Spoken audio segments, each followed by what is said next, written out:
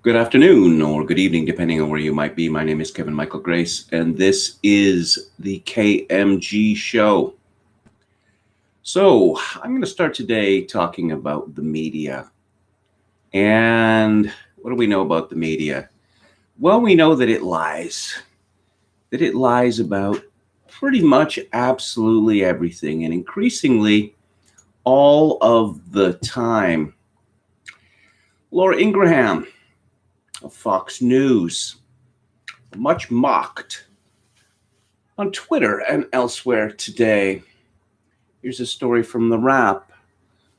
Laura Ingraham dinged for sharing false story about government ban on Catholic rituals in Canada. Interesting word choice there, wouldn't you say? Rituals? Toronto is in Canada, numerous respondents pointed out after Fox News host suggested Joe Biden doesn't care about religious people. Fox News' Laura Ingraham attacked presumptive Democratic presidential nominee Joe Biden Friday, but ended up on the receiving end of criticism herself.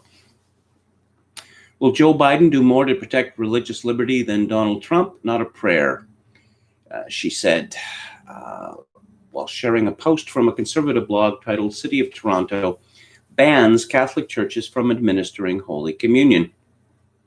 Communion has not been banned in Toronto, but the Archdiocese of Toronto is working on new protocols to keep in-person worship safe for Catholics who want to receive the sacrament amid the coronavirus. The Archdiocese of Toronto, which includes 27 municipalities and stretches well beyond the city's borders, has implemented a modified version of communion where a priest delivers his blessing from more than 2 meters away, hands the congregant their wafer, and then they move more than 2 meters away from the priest before removing their mask and consuming the bread, reports Canada's Global News. Beyond that, however, Ingraham got torn up on Twitter for suggesting that what is or wasn't happening in Canada has anything to do with Biden, who's running for president of the United States, or his policies here in America. I suspect that she was trying to make the point, her tweet has now been deleted, that if Joe Biden becomes president of the United States, then religious liberty in the United States will descend to the level that it is in Canada, where I will point out that, close to 20 years ago, the Supreme Court of Canada ruled that any decision made by legislatures which could be traced to religious belief was unconstitutional. Yes, that's right. That's right. Also, human rights commissions have found that referring to biblical passages with regard to homosexuality are illegal and subject to fines. And if you don't pay those fines, you get imprisoned. The story was from Big League Politics by Shane Trejo. And it says, it refers to new guidelines issued by the City of Toronto on June the 20th. And I suppose anyone interested in this could have looked up those guidelines, as I did. They're not the City of Toronto doesn't make them all that easy to find, but I did. And this is Toronto Public Health COVID-19 Guidance, revised June the 20th, 2020. All places of worship must adhere to the following requirements. General guidance: suspend all communion-related activities as advised by Ontario's Chief Medical Officer of Health. Suspend all social gatherings, including those that occur before or after the service. Suspend food services at this time. Participation of religious services is limited to no more than 30% of the capacity of your premises. Maintain a distance of 2 meters, 6 feet. By the way, 2 meters is not the same as 6 feet. Between all people as much as possible. Suspend regular childcare and children's programming. Encourage the use of masks and require that masks be worn when, in rare circumstances, physical distancing is not possible. Suspend indoor singing activities and choir service. Suspend the sharing and distribution of the following materials and objects: books, communion objects, microphones, prayer mats, prayer shawls, water chalices, collection plates. Please note, this is not an exhaustive list. Discontinue use of the holy water stoup. Avoid opportunities for the virus to spread through touch, either directly or indirectly, through surfaces and objects, including objects that may be used in rituals or ceremonies. Perform more frequent and enhanced cleaning and disinfection. Okay, so that was the rule on the 20th of October, and these rules were revised. Once again, you can look it up at Toronto Public Health COVID-19 Guidance, revised July the 8th, 2020. All places of worship must adhere to the following requirements. Faith community leaders and organizers are responsible for preventing the risk of infection among staff, volunteers, community members, and visitors who participate in their organization's activities. Suspended services, communion, and other close contact activities as advised by Ontario's Chief Medical Officer of Health. And pretty much all of the other things. Oh, indoor singing, use of wind instruments, and choir service. And sharing and distribution of materials and objects such as books, communion objects, microphones, prayer mats, prayer shawls, water chalices. A strange choice of wording there, communion objects.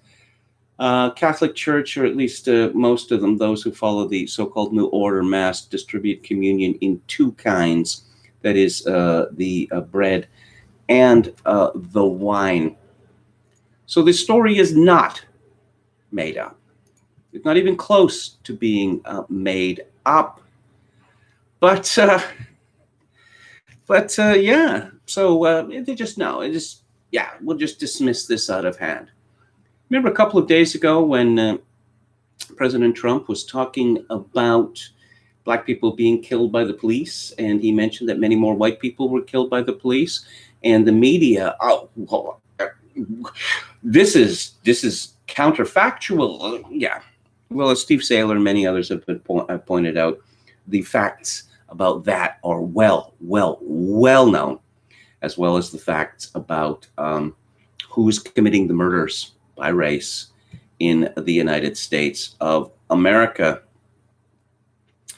Yes, the Big League Politics story concludes the COVID-19 mass hysteria is being used by left-wing public officials to crack down against Christianity in Canada and elsewhere throughout the world.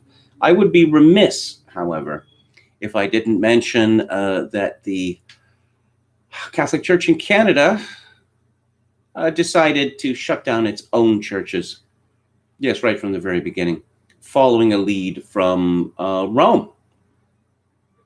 And, I've looked at the guidelines for the cathedral in Victoria, which is where I generally go to Mass. And effectively, the guidelines say get lost.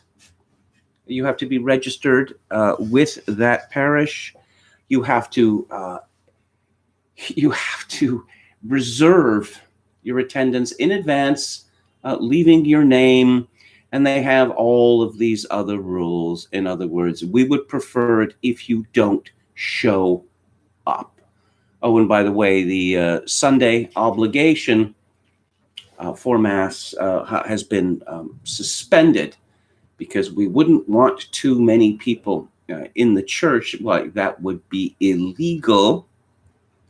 I was looking at a piece at the Remnant talking about Catholic chaplains in war who were, on the front lines, wounded, many such examples. But now, of course, Catholic priests are afraid of everything except hell, it would appear.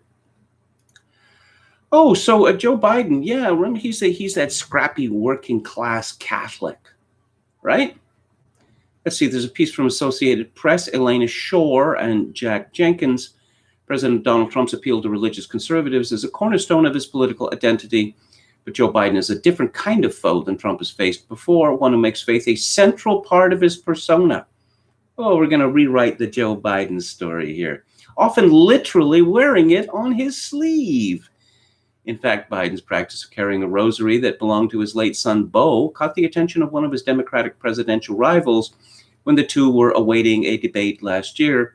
Standing next to Biden, Pete Buttigieg asked the lifelong Catholic about the prayer beads and fell into a conversation about loss, family, and faith. Biden often talks about the comfort and meaning that he's drawn from faith, said Buttigieg, Biden's primary rival turned endorser. That's something that will resonate with Americans a lot more than usual. Biden's identity as a very devout Catholic and person of deep faith, Deputy Political Director John McCarthy said, is baked into the core messaging and core functions of the campaign. I suppose it is now.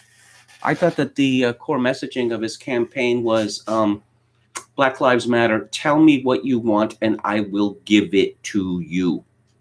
That's pretty much the core message of his campaign.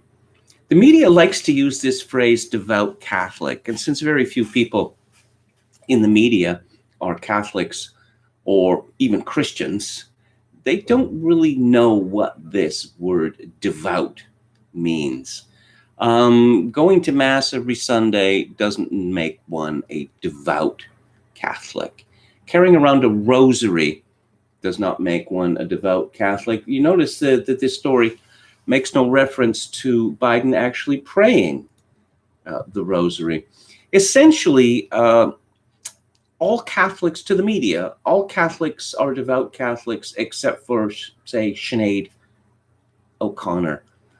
Justin Trudeau was regularly referred to as a devout Catholic, to give a particularly hilarious and infuriating example. I believe Ted Kennedy was referred to as a devout Catholic. Joe Biden believes in abortion. He wants the government to start refunding Planned Parenthood. He wants the American taxpayers to pay for unborn babies to be cut to pieces or to be essentially dissolved in the womb.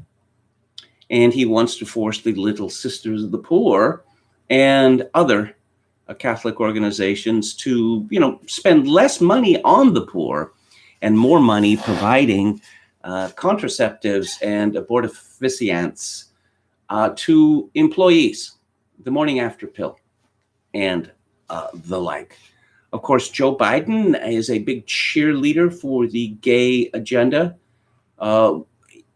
He making the preposterous statement that homosexuals were less promiscuous than heterosexuals.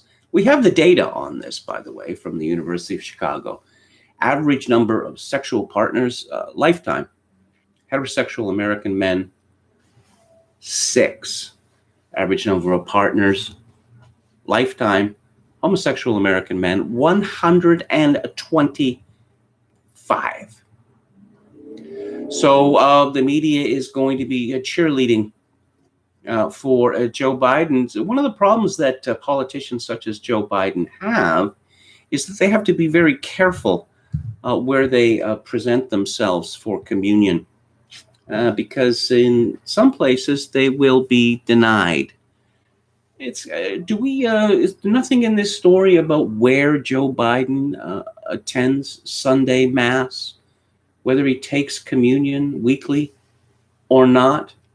Someone who is a daily communicant, as some Catholics are, that's not unreasonable to call such a person devout. But no, Joe Biden, as I say, scrappy working class since when? Back when he was in his 20s? How old was this fellow when he first ran for public office? 22, 23 years old. He was elected to the Senate when he was 27 years old.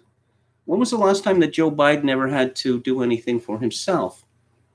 Book a hotel room, rent a car, book a plane trip, that sort of thing. I suspect the last time was in 1972. But get ready for more tales of ordinary Joe. So I'm going to talk about lies regarding COVID-19. But before I do, I'm going to go to the chat. Okay, talking about Mexican food for some reason. Anyone else curious if KMG's biggest fan, Weave, still watches? I didn't know that Weave was a fan, actually. There is a, how would I say, a forum devoted to me on a particular website. I don't know that I've seen him there. Oh, okay. Not Bored said, yes, saw clips of KMG for back on the day on his channel. Oh, well, I had no idea. Butterfly flew away, says Bergoglio is an apostate. The stuff that Bergoglio says, anti-Pope Francis, is so out there that one wonders whether there was actually any kind of priestly formation. Danny Rose says, Booty Chug, or Butt Judge as I prefer to call him, is an inspiration. Well, he is, of course, a lapsed Catholic himself. Perhaps Joe should have made some effort to bring him back to the faith. Tom Anderson says there is not a single devout Catholic in power in America. That sounds reasonable enough. Chad Chadson, our valiant moderator, says, hey, Tom. And I say, hey, Chad, thank you for your work.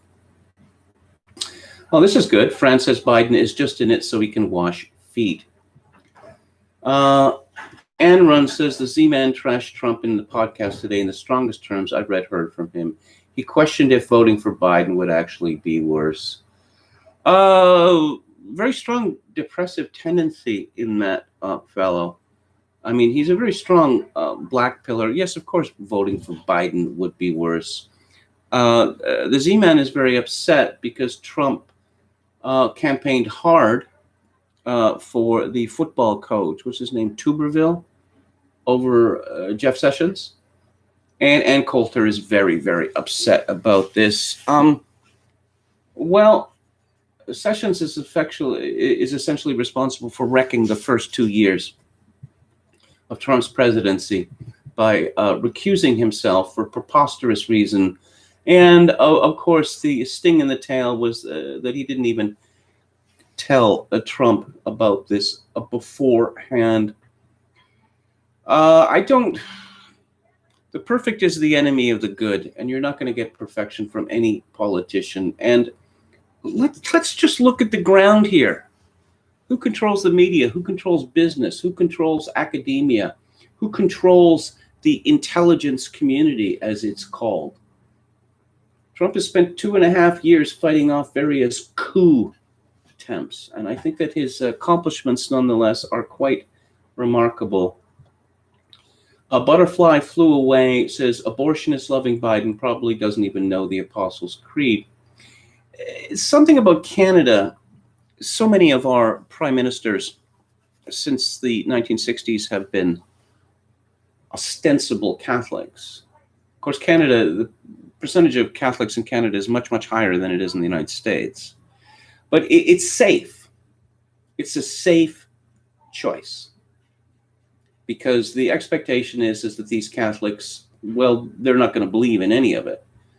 Andrew Scheer, who's the conservative leader still, who's going to be replaced shortly, he gave every indication that he does believe in it, and so the media decided to destroy him as a result.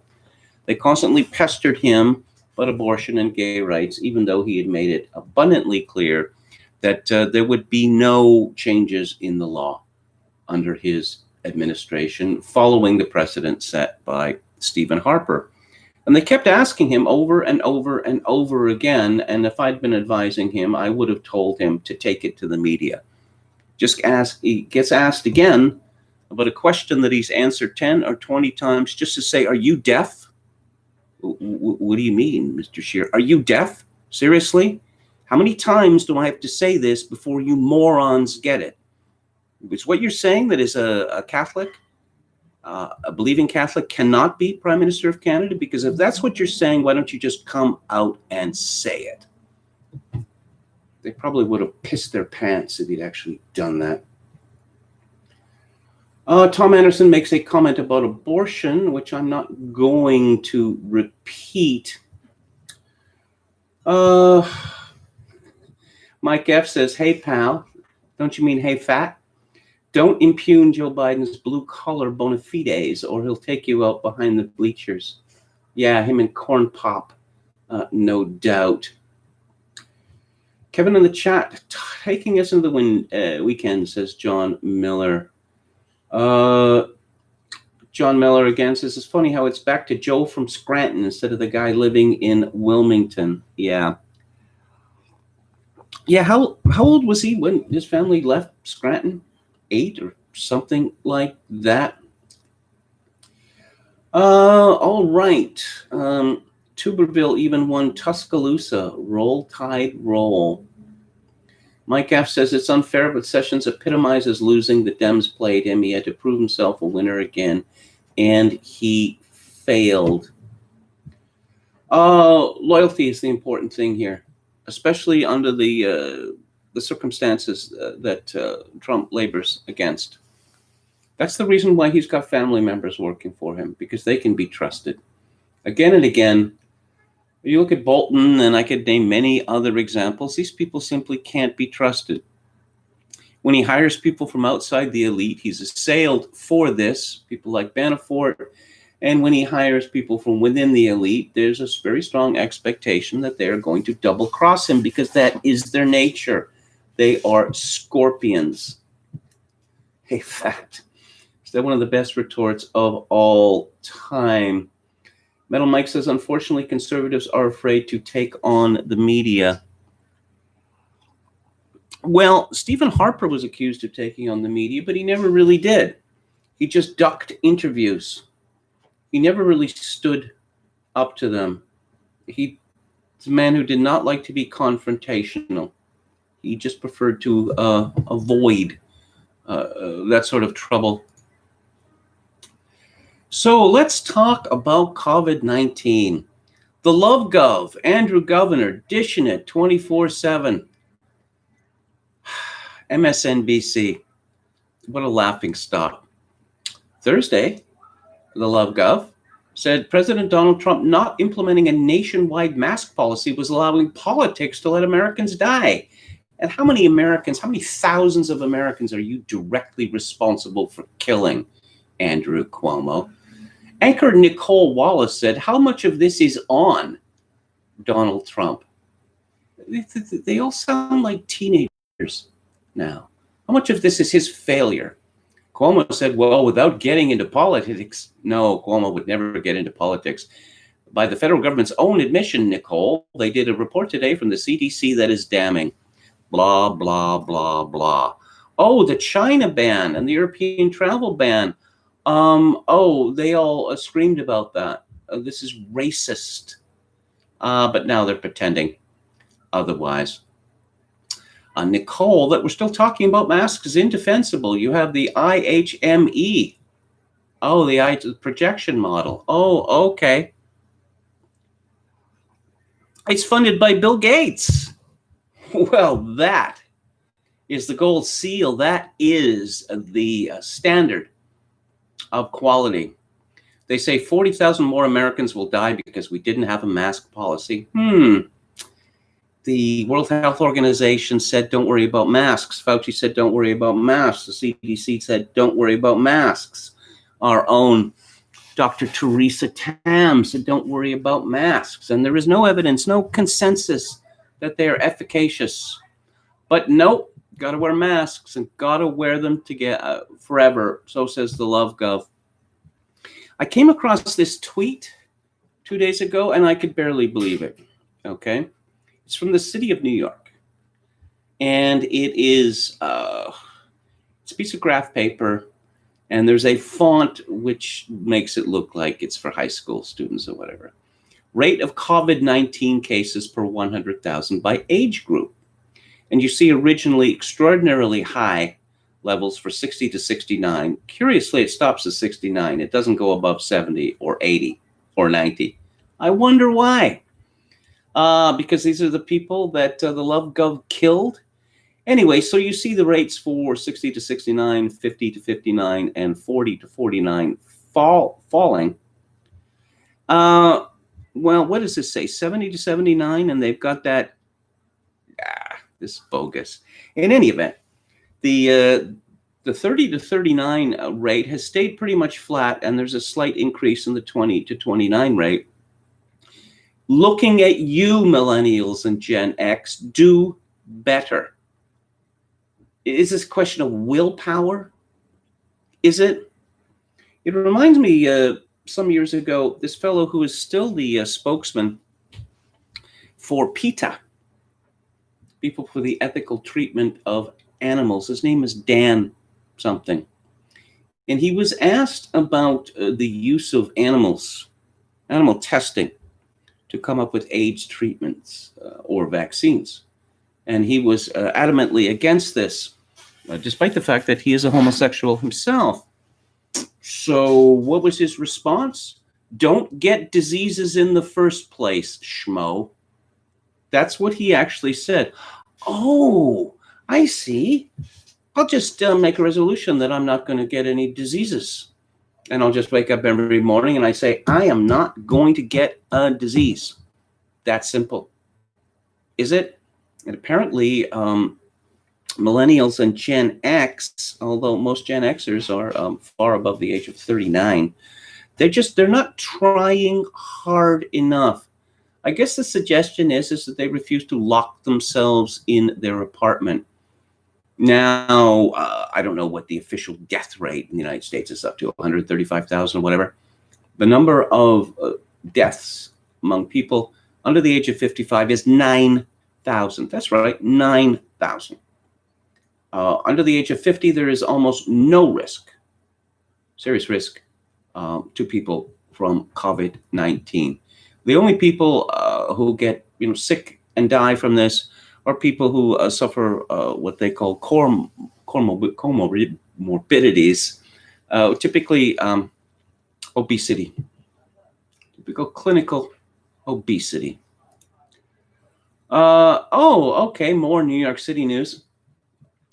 The NYC mayor is announcing a plan to provide childcare for 100,000 New York City children in the fall. It will use community centers and organizations, libraries, and other space to set up care. The number of spots, he says, could increase in the fall.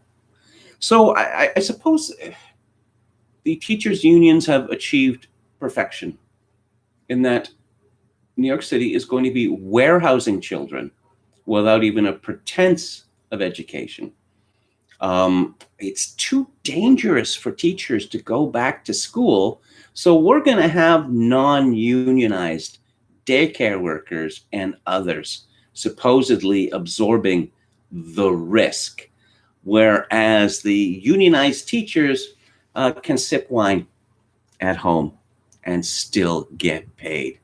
Yeah, pretty sweet deal, wouldn't you say? Again, the media is lying to you. Now, well, what else have they lied about? Oh, they lied about the Soviet Union for decades. They lied about communist China and its enormities for decades. Closer to our own time, the invasion of Iraq. They bought into that totally. That Saddam Hussein had weapons of mass destruction and he was going to unleash them. 15 minutes. Within 15 minutes, there was just going to be devastation. Also Saddam Hussein had something to do with 9/11. Not true. Completely untrue. So were all these media reporters sacked? Were all the pundits sacked? Well, Judith Miller of the New York Times ran into some unpleasantness, but the rest of them, they lived to lie another day. William Briggs writes, the godmother, that is the Love Gov, has the worst record as far as cause deaths go. How about that nursing home debacle? And California's Gavin Newsom is the most oleaginous leader, but Michigan's Gretchen Whitmer is the dumbest and most dictatorial Corona doom overseer. Her leadership style is best described as vindictive. She never passes up an opportunity to let her subjects know how disappointed in them she is. She awarded herself emergency powers and then extended those powers, under which she made criminals out of citizens who behaved normally. Yes, really. As of July the 13th, not wearing a mask is a criminal misdemeanor subject to a $500 fine. Whitmer graciously did not impose any prison sentence for a willful violation of her dictate. Technically, the GOP-led legislature can revoke Whitmer's self-awarded powers, but like all GOP, they are cucks and cowards. Politics here is as in DC and is like wrestling. Every week, the two parties gather and decide who will take the fall and who gets to win. Not everyone has lost their sense of humor about the insanity. Cops and Donuts, makers of the Don't Glaze Me Bro coffee cup, are selling a t-shirt with a picture of the UP and the words social distancing since 1837. I'm glad to report some are ignoring the fear-face fiat in certain places and by certain people anyway. I won't say who or where because of the chance Karens would step up patrols of these areas. Many do wear the masks, though, and not just because they fear arrest and being labeled a criminal on their permanent record. No, they are frightened of the bug. This can only be because they have absorbed and believed the constant, this word is not hyperbole, I mean constant propaganda about how dangerous the now almost disappeared bug is. The news is of little else, and every named person is Hang on just a second. This is my vibrant neighborhood erupting once again. Okay. A little calmer now. Yes, wear a mask. Just yesterday, Whitmer extended her term of dictator until August the 11th because she said of the spike of new corona doom cases. So I thought it would be of interest to do our normal analysis just on Michigan. And he has a graph of daily tests. The arrow shows the criminal mask mandate date. Yesterday, there were 34,133 reported tests, the highest ever. Again, these are the daily reported tests. As with the national numbers, this plot should amaze and appall you. If it does not, you have not understood it. The testing is being driven by constant propaganda and by hospital protocols. Naturally, all this testing is causing new cases to be discovered. Panicked people are rushing to get tested, which increases new cases, which et cetera, et cetera. By cases, I mean what the media and government means, new or old infections, symptomatic or not. That is not what doctors used to call cases, which were symptomatic infections requiring treatment, but these days everything is political. And daily reported deaths, okay? And he has a chart which is really quite remarkable. And the CDC's weekly COVID deaths updated on July the 15th. And it reaches a peak, I would say about April 17th. It looks like this. And then, okay. The deaths now, as of July the 15th, have pretty much reached where they were in February. Okay, that is to say almost none. The CDC director yesterday said COVID-19 could be controlled in 1 to 2 months if people wear masks. Control what? Not deaths. Those are controlled. Why now are we being asked to put on fear faces? And you can go to the cdc.gov site and you can find the daily updates of totals by week and state. You're not going to find the graph that William Briggs produced for the obvious reason that the CDC wants everyone terrified. Let's see what Alex Berenson has to say. And by the way, we're going to be discussing Alex Berenson's book on marijuana, Tell Your Children, at approximately 5:30 p.m. PDT today. So, his pinned tweet, the virus kills in so many ways. This is from responding to Phil Kerpen. Reporter asks Orange County, Florida health official if the 2 COVID deaths listed as in their 20s had underlying conditions. Reply, the first one didn't have any. He died in a motorcycle accident. Yeah. Yes, let's see. New Zealand. So people in New Zealand didn't like this post much. It's only 14 days of border confinement. They said a mere 2 weeks. Guess again, it's only 14 days and a negative test, even if you have no symptoms. Otherwise, you can check out anytime you like, but you can never leave. Don't think developed nations with a tradition of respecting individual rights will trash them for COVID. I have 2 words for you: New Zealand, where indefinite confinement is already real and people in isolation are desperately trying to break free. Welcome to the occupation. Let's see. We're going to have thousands of people sitting in these facilities, quarantined in isolation facilities for months, maybe years ahead. Sensible risk management says when a mistake happens, you figure out what went wrong and you improve the system. The latest escapee, a person in their 60s, broke the window of the Waipuna Hotel in Auckland on Friday and climbed out of the building. They then scaled the fence and began to knock on the doors of neighboring homes. Their escape is the 4th since last Saturday, when a woman scaled 2 fences to escape from Auckland's Pullman Hotel. But Jacinda Ardern, the Prime Minister of New Zealand, you might remember her as the sad Muslim lady after that mass murder. Leaving aside, New Zealand is 2 islands, 2 relatively small islands in the middle of nowhere. COVID was not going to be a big problem there, but Jacinda Ardern decided that no, there are no civil rights in New Zealand anymore, and this can last forever. Under alert level 1, all people entering New Zealand must go immediately into managed isolation or quantitative facilities. They will remain there for at least 14 days and test negative for COVID-19 before they can go into the community. And Berenson comments, see that word "and" down there? It means both parts must be true. So we have an explosion in the number of people in America who have who've been demonstrated to have COVID-19. We also have an explosion in the number of people who do not have COVID-19 or might not have COVID-19, but are asserted to have COVID-19, but never mind that. But deaths are falling like this. So why the hysteria? It must be deliberate. There must be a reason for this, and the reason for that is the normal is over. There's not going to be a new normal. All of those things you got used to in the past, like a working economy and a social life, civil liberty, they're gone now. They're gone. Forget about them. Because, if it saves just one life. Let's go to Toby Young, Lockdown Skeptics.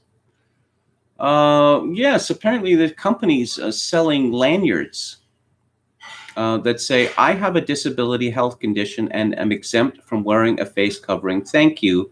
This is from Disability Horizons. Enhance your life. Let's see. The shopping company Lidl has said that they won't enforce mask compliance in Wales, and neither will the police. And here's the big story. This is just, I'd say astonishing, but I'm past being astonished. Why no one can ever recover from COVID-19 in England.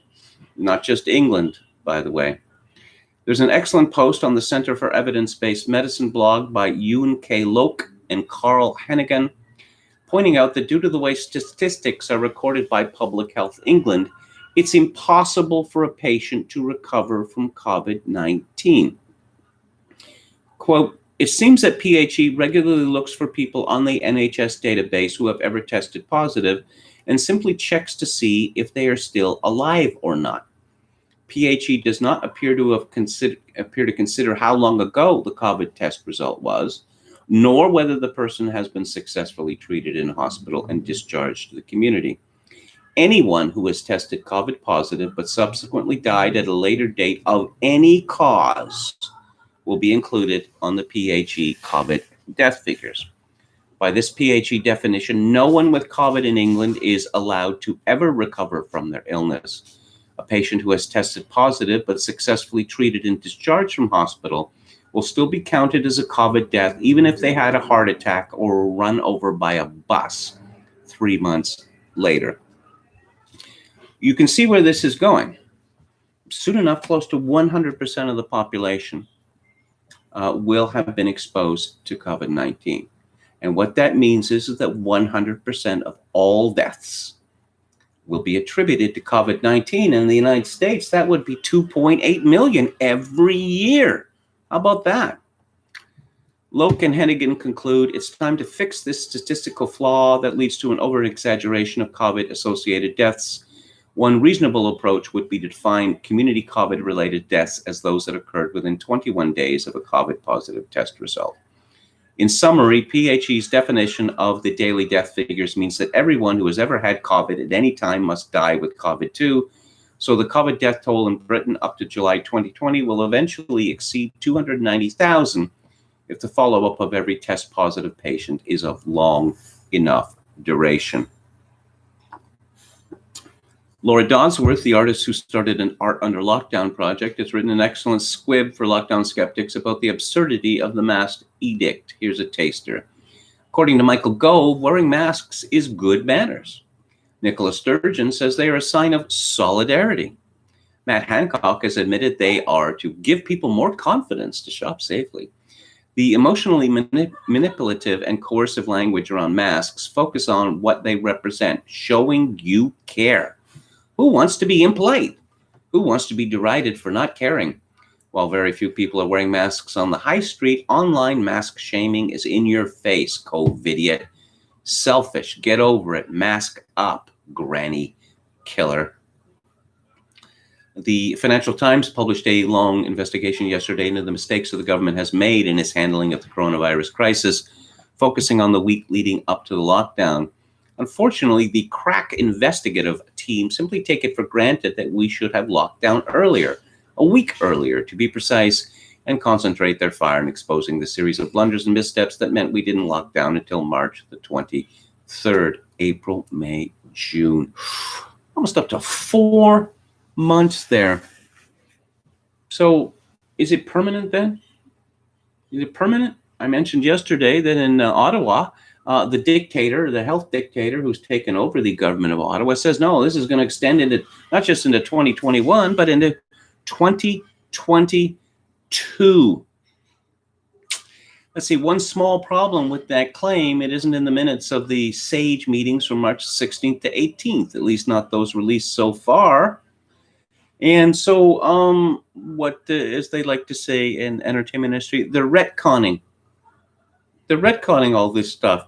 Maybe if they'd made us all wear masks, let's say going back to July the 4th, 2019, there never would have been any COVID-19 at all. Maybe if people are not allowed to leave their homes or apartments. People are never allowed to leave their homes or apartments, then I guess that deaths from automobile accidents would just plummet. Now, if we're going to look at this on the basis of, if it saves just one life, seriously, why don't we ban cars? Or we could have a kind of compromise. The cars can't go faster than 30 miles per hour. How about that? Or 50 kilometers for you people who think in metric. There's all sorts of things, measures that could be taken. Banning smoking, banning alcohol. Of course, I say this, smoking and alcohol confer certain benefits on people. It's one thing to say that, in the same way that driving automobiles do. It's one thing to say that banning this or that or the other would result in X fewer deaths, but that doesn't take into account the way that these activities interact with society in other ways other than simply morbid ones. Let's see. Sue Denham weighs in on the Academy of Medical Sciences report. This is the pseudo-anonymous ex-Google engineer who drew attention to the shortcomings of the code underpinning Imperial's notorious report number 9. I was taking a look at the Academy of Medical Sciences report that predicts 119,000 people die in hospitals this winter if we don't wear face coverings, etc. I wrote about it for the Telegraph on Monday, and the Times rather oddly wrote about it yesterday. As you'll recall, the 37 experts who compiled that report relied on Imperial's shonky computer model to come up with the apocalyptic scenario. I took a look and noticed the following. Why is a researcher in atmosphere, oceans, and climate credited as a source of additional expertise? Why is one of the contributors from the Met Office? The only part of the report that addressed the weather speak in generalities anyone could have said. Things like respiratory viruses spread better in winter, or air pollution may exacerbate COVID. You don't need to be a weather expert to know that people catch such viruses in winter, especially odd because the report states transmission is dominated by indoor pathways. So why care so much about conditions outside? Again, why are people wearing masks outside? Because I don't spend, when I leave my apartment, I'm outside for the vast majority of the time, and I continue to see people wearing masks outside, including quite young people in their 20s wearing masks. What led them to believe that wearing a mask outside would have any purpose whatsoever? Toby Young continues, I was ridiculing for asserting that the UK may have achieved herd immunity already in the Telegraph last Saturday, so it's nice to get some backup from a team of distinguished Oxford scientists. Sunitra Gupta, a professor of epidemiology at Oxford and long-standing rival of Neil Ferguson, has a preprint out in which she and her team argue that sufficient herd immunity may already be in place to substantially mitigate a potential second wave. How come? T-cell mediated immunity. The herd immunity threshold may be greatly reduced if a fraction of the population is unable to transmit the virus due to innate resistance or cross-protection from exposure to seasonal coronaviruses. Again, it's busted. COVID-19 is busted, but the terror remains, and the terror is not only extended, it is increased in pressure. And that should tell everyone that this is now entirely political.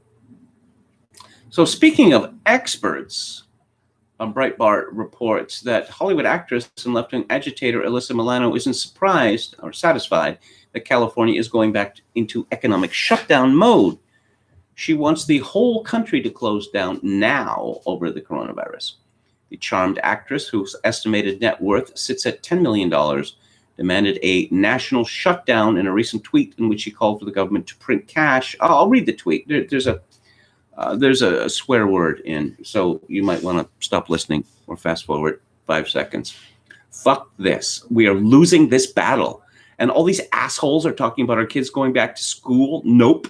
We need a national shutdown now. Print cash. Give people UBI until we get this pandemic under control. National shutdown. Print cash. Give people UBI until we get this pandemic under control. Guess what? It's never going to be under control. It's never going to be under control. So we can sneak in UBI. We smash the economy.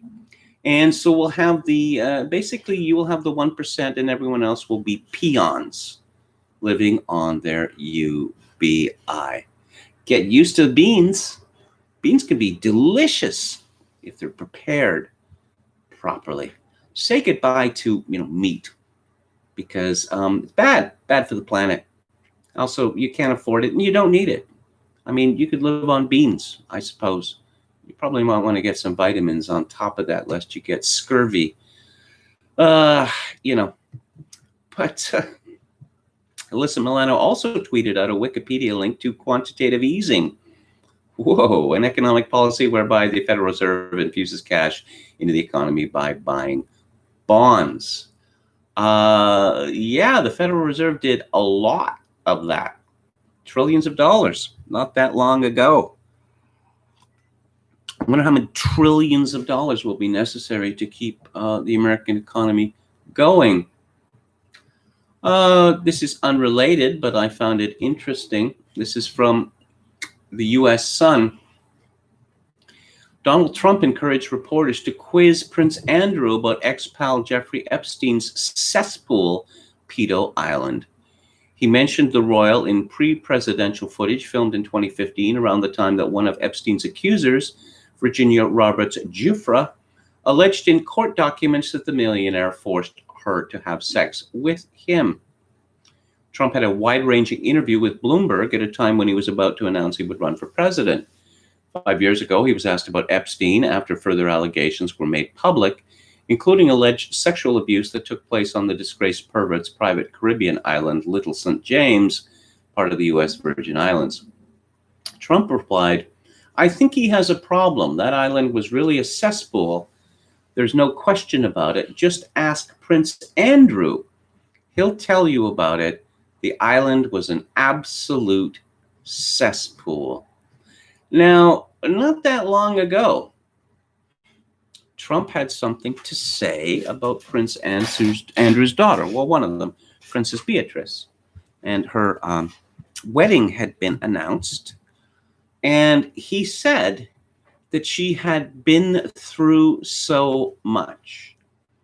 I'm not going to say any more about that. You people are clever enough, I trust, to connect the dots. Let's talk about classical music. Not so much about classical music as about Black Lives Matter deciding to destroy everything in its path. Systemic racism. Oh, it's got to be stopped. It's got to be stopped by any means necessary at whatever cost. And this is clearly coordinated. Okay, there have been 3 articles in the Washington Post, in the New York Times, in the space of 2 days. 3 articles in 2 days. Oh, and the tweet for the first one. Oh, yes. Here's the article from the Post, the first one I'm going to talk about. That sound you're hearing, I'm not hearing it, is classical music's long overdue reckoning again with the reckoning with racism. This is by Michael Andor Broder. Racism is so pervasive in this country and in the world at large that it has, in many instances, become unconscious. It can slip into the daily discourse and go unrecognized, even by people who clearly ought to know better. The late, great soprano Jessie Norman reserved just one chapter of her 2014 Stand Up Straight and Sing for discussion of the discrimination she faced so often throughout her career, even as one of the most decorated performers on the international opera stage. Now, Jessie Norman was a great singer, no question about it. But Jessie Norman, well, she sang operatic roles. She sang lieder. She sang what used to be called Negro spirituals. But she was primarily an opera singer. There are very few, but a handful of opera roles that are written for Black people. Okay?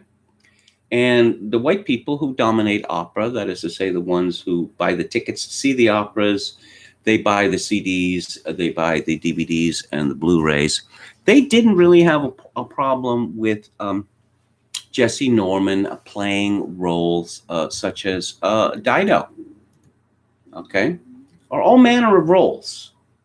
And it's really kind of odd when you see someone who was supposed to be classical Greek or, French or German or Spanish or whatever, is played by a Black woman. Now you see this again and again in opera. And I never really had a problem with it until recently. We hear so much about whitewashing. White people taking roles which really should go to Black people. Well, let's talk about blackwashing. I've decided I don't want to see Black people playing white roles anymore. I simply don't want to see it. Let's be consistent on this issue. Let's see, this Brodeur fellow continues, but it's safe to assume race was a running theme in her magnificent life, a dissonant motif that emerged again and again in the form of careless slurs and slights from conductors, TV roles that would have rescued her from Dido on stage to the maid on screen. I don't know What could that possibly mean? Offensive questions from bumbling critics. Give some examples, please.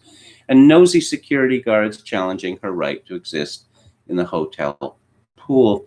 She once committed to recording accounts of these micro and macro aggressions in a journal titled Racialism as She Spoke, but abandoned the project after a few months when her journal grew too thick, or perhaps when she realized that she was perhaps a little too thin-skinned. Those who would imagine that the rarefied realms of classical music or opera are removed somehow from the rancor of racism would be, as Norman put it, mistaken, sadly mistaken. And so too would those who imagine that our nation's intensifying reckoning, there it is again, with racial justice merely marches past the concert hall. You would think from this description that Jesse Norman lived a miserable life, unrecognized. That was not the case. That was not the case at all. She was acclaimed, universally acclaimed, and she worked for decades with the top conductors of opera, with the top opera companies. She made many, many records, of which I have a number. But no, apparently it was a very sad, sad life. Let's see. She was memorialized with a gala tribute at the Metropolitan Opera House in New York City on November 29th, 2019. Among the speakers and performers at the public remembrance were Anna Devere Smith, Gloria Steinem, Jack Lang, the Minister of Culture of France, formerly. It's all black people. Well, Peter Gelban, Renee Fleming. I suspect there were many, many more prominent white people there. You could see Jesse Norman's story. Of course, she was born in 1945. So obviously she lived through a generation of Jim Crow. She was from Augusta, Georgia. You could see this as a good news story, a success, triumph over adversity. But there's never any triumph over adversity for black people in the United States, it would appear. It's just endless misery. Let's see. As the police killings of, what does that have to do with classical? What do music? What was George Floyd, Breonna Taylor, Elijah McClain? What do they have to do with classical music?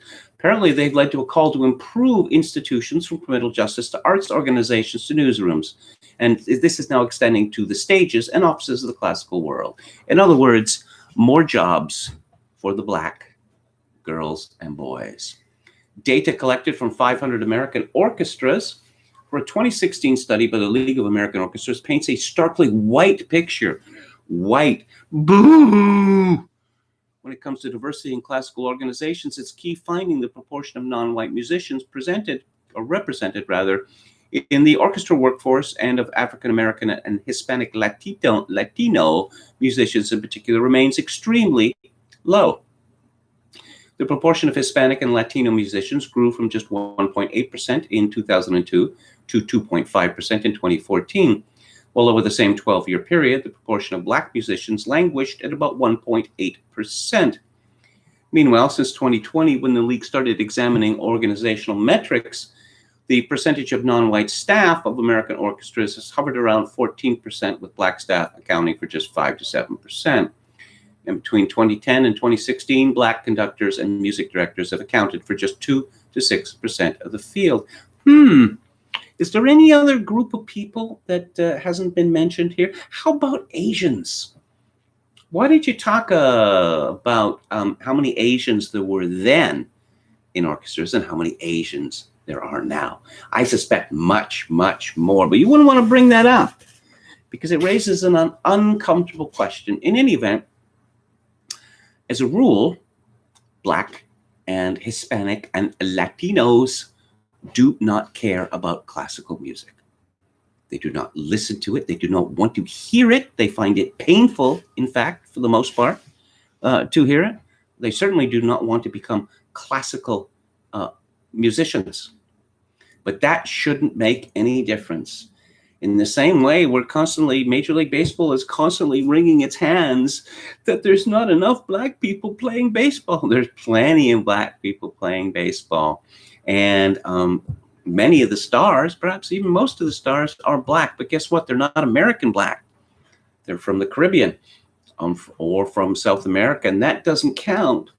Oh, you see, American blacks used to like baseball a lot. They don't anymore. That's simple. Shouldn't that be their choice? Should they be forced to like baseball? I don't see why. Should black and Hispanic people in the United States be forced to love classical music? No. No, they should not. But apparently they're going to get jobs in orchestras anyway, whether they deserve it or not. On an individual level, many in the classical community are turning to anonymously operated social media accounts as a way to air personal experiences with racism in the classical world, from the conservatory classroom to the orchestra pit. Anecdotal testimonies like these carry a certain potency as well as pronounced risk. On the one hand, they lay bare the kinds of racial micro and macroaggressions regularly faced by musicians, students, and administrators of color. Yeah, I bet they do. I bet they do. You see, this is the very opposite of the truth. In any conservatory, in any music school, the professors there are going to be terrified of their minority students. They are not going to want to get on the wrong side of them. Let's see, even well-established performers like the soprano Lauren Michel have taken to voicing their experiences. In Italy, Michel was scheduled to sing the role of Violetta in La Traviata to open the season at La Fenice, where it debuted in 1853. When she wanted to perform in the States, I sang on Empire, she says. I sang on television. My best was never enough for the United States, she adds. The truth is, I'm an award-winning international opera singer who's only been hired once at an A house in the United States. Is La Fenice an A house, by the way? La Scala is, but La Fenice? Hey, Mr. Washington Post music critic, how many opera houses are there in Europe compared to how many opera houses there are in the United States? You ever think about that? You ever think about that? No. No, of course not. If you go to Germany, you can pretty much travel, 15 or 20 miles, and there is another opera house. But that is not the case in the United States. Apparently that doesn't matter. So let's go to Joshua Barone of the New York Times. Oh, this was printed yesterday. Opera can no longer ignore its race problem. As the industry rebuilds from the coronavirus pandemic, it must face long simmering issues of representation. In late May, shortly after the killing of George Floyd, which has what to do with classical music? The mezzo-soprano Janai Bridges was invited by Los Angeles Opera to give a virtual recital. As much as I wanted to, I wasn't in the right emotional space to present myself in that way, she later recalled in an online discussion with the tenor Lawrence Brownlee. So she made a counteroffer. What if she assembled a group of fellow black singers for a panel on race and equality in opera? You see, she had a chance. She had a chance to put herself there in front of a big audience, Los Angeles Opera. But no, the show must not go on because I'm not in the right headspace. How about we get a bunch of black people up on, sit at a table and complain? Yeah, how about that? Ms. Bridges moderated a nearly 90-minute conversation of striking scope and candor, by turns a group therapy session, and an improvised manifesto for the future of an art form that historically has elevated select singers of color while remaining overwhelmingly white off stage, from the rehearsal room to the boardroom. Yeah, who listens to opera? Who buys tickets for opera? Well, that would be white people first and Oriental second. Typically tourists from Asia. That's who buys the tickets. Airing as a Facebook Live video, the panel has since been seen by more than 60,000 people. It should be required viewing for all leaders of American opera companies. Yeah, should be required. Opera companies can start by simply paying attention to what Black artists are saying in discussions like the one organized by Ms. Bridges, or in online talk shows such as Brownlee's The Sit Down with LB and the soprano Karen Slack's Kiki Conversations. I get the impression that these people would rather talk than sing. Reflecting on police brutality, what? Again, birdwatching Central Park that has what to do with opera? What to do? Oh, here's Mr. Robinson as Sarastro in Mozart's The Magic Flute. Guess what? Sarastro was not Black. Yet the Metropolitan Opera let you sing this role, and I don't think they should have. Let's be consistent here, people. He described casual indignities he experienced throughout his career. I want the Washington Post and the New York Times to come up with a list of people who have never suffered casual indignities in their life. Actually, a lifetime is essentially a series of casual indignities. I still have to come and do my job because I still want to get that check, Mr. Thomas said. I have children to feed, a mortgage to pay. Just a bunch of microaggressions that may or may never have happened. In 20 years, I've never been hired by a Black person. I've never been directed by a Black person. I've never had a Black CEO of a company. I've never had a Black president of the board. I've never had a Black conductor. I don't even have Black stage managers. Why would that be? Ever consider why that might be?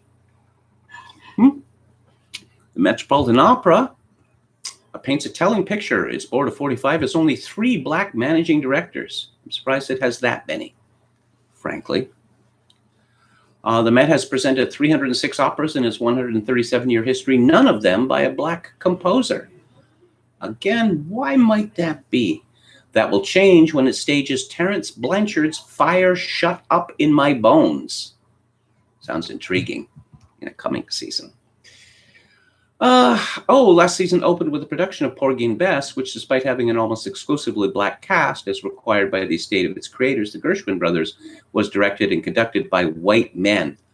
The Gershwin brothers, were they white or Black? Hang on, I'll get this. They were white. Oh, how about that? Stop allowing white people to tell Black people about the Black experience, he said. Then don't put on Porgy and Bess. Would that make you happy? Of course, nothing would make you happy. That much is clear. That is the hope of Black artists and activists more broadly who worry that the widespread support among white people this summer may only be temporary. I don't want this just to be a hashtag or one-time thing, Ms. Bridges said. This needs to be an ongoing conversation forever. Yeah, needs to be, must be. And here's a piece by Anthony Tomasini from the New York Times yesterday. To make orchestras more diverse, end blind auditions. What? What are you saying here? What are you saying here, Anthony Tomasini? In 1969, when 2 Black musicians accused the New York Philharmonic of discrimination, the violinist Sanford Allen was the orchestra's only Black member. Today, just 1 full-time player is Black. Anthony McGill, the principal clarinet. Again, why might that be? Why might that be? Blind auditions, as they became known, proved transformative. The percentage of women in orchestras, which hovered under 6% in 1970, grew. Today, women make up 1/3 of the Boston Symphony Orchestra, and they are half of the New York Philharmonic. Blind auditions changed the face of American orchestras. You see, if you can't see the person who's auditioning, you don't know whether that person is a man or a woman, or white or Black or Asian or Native American or whatever. Let's trot out the statistics again.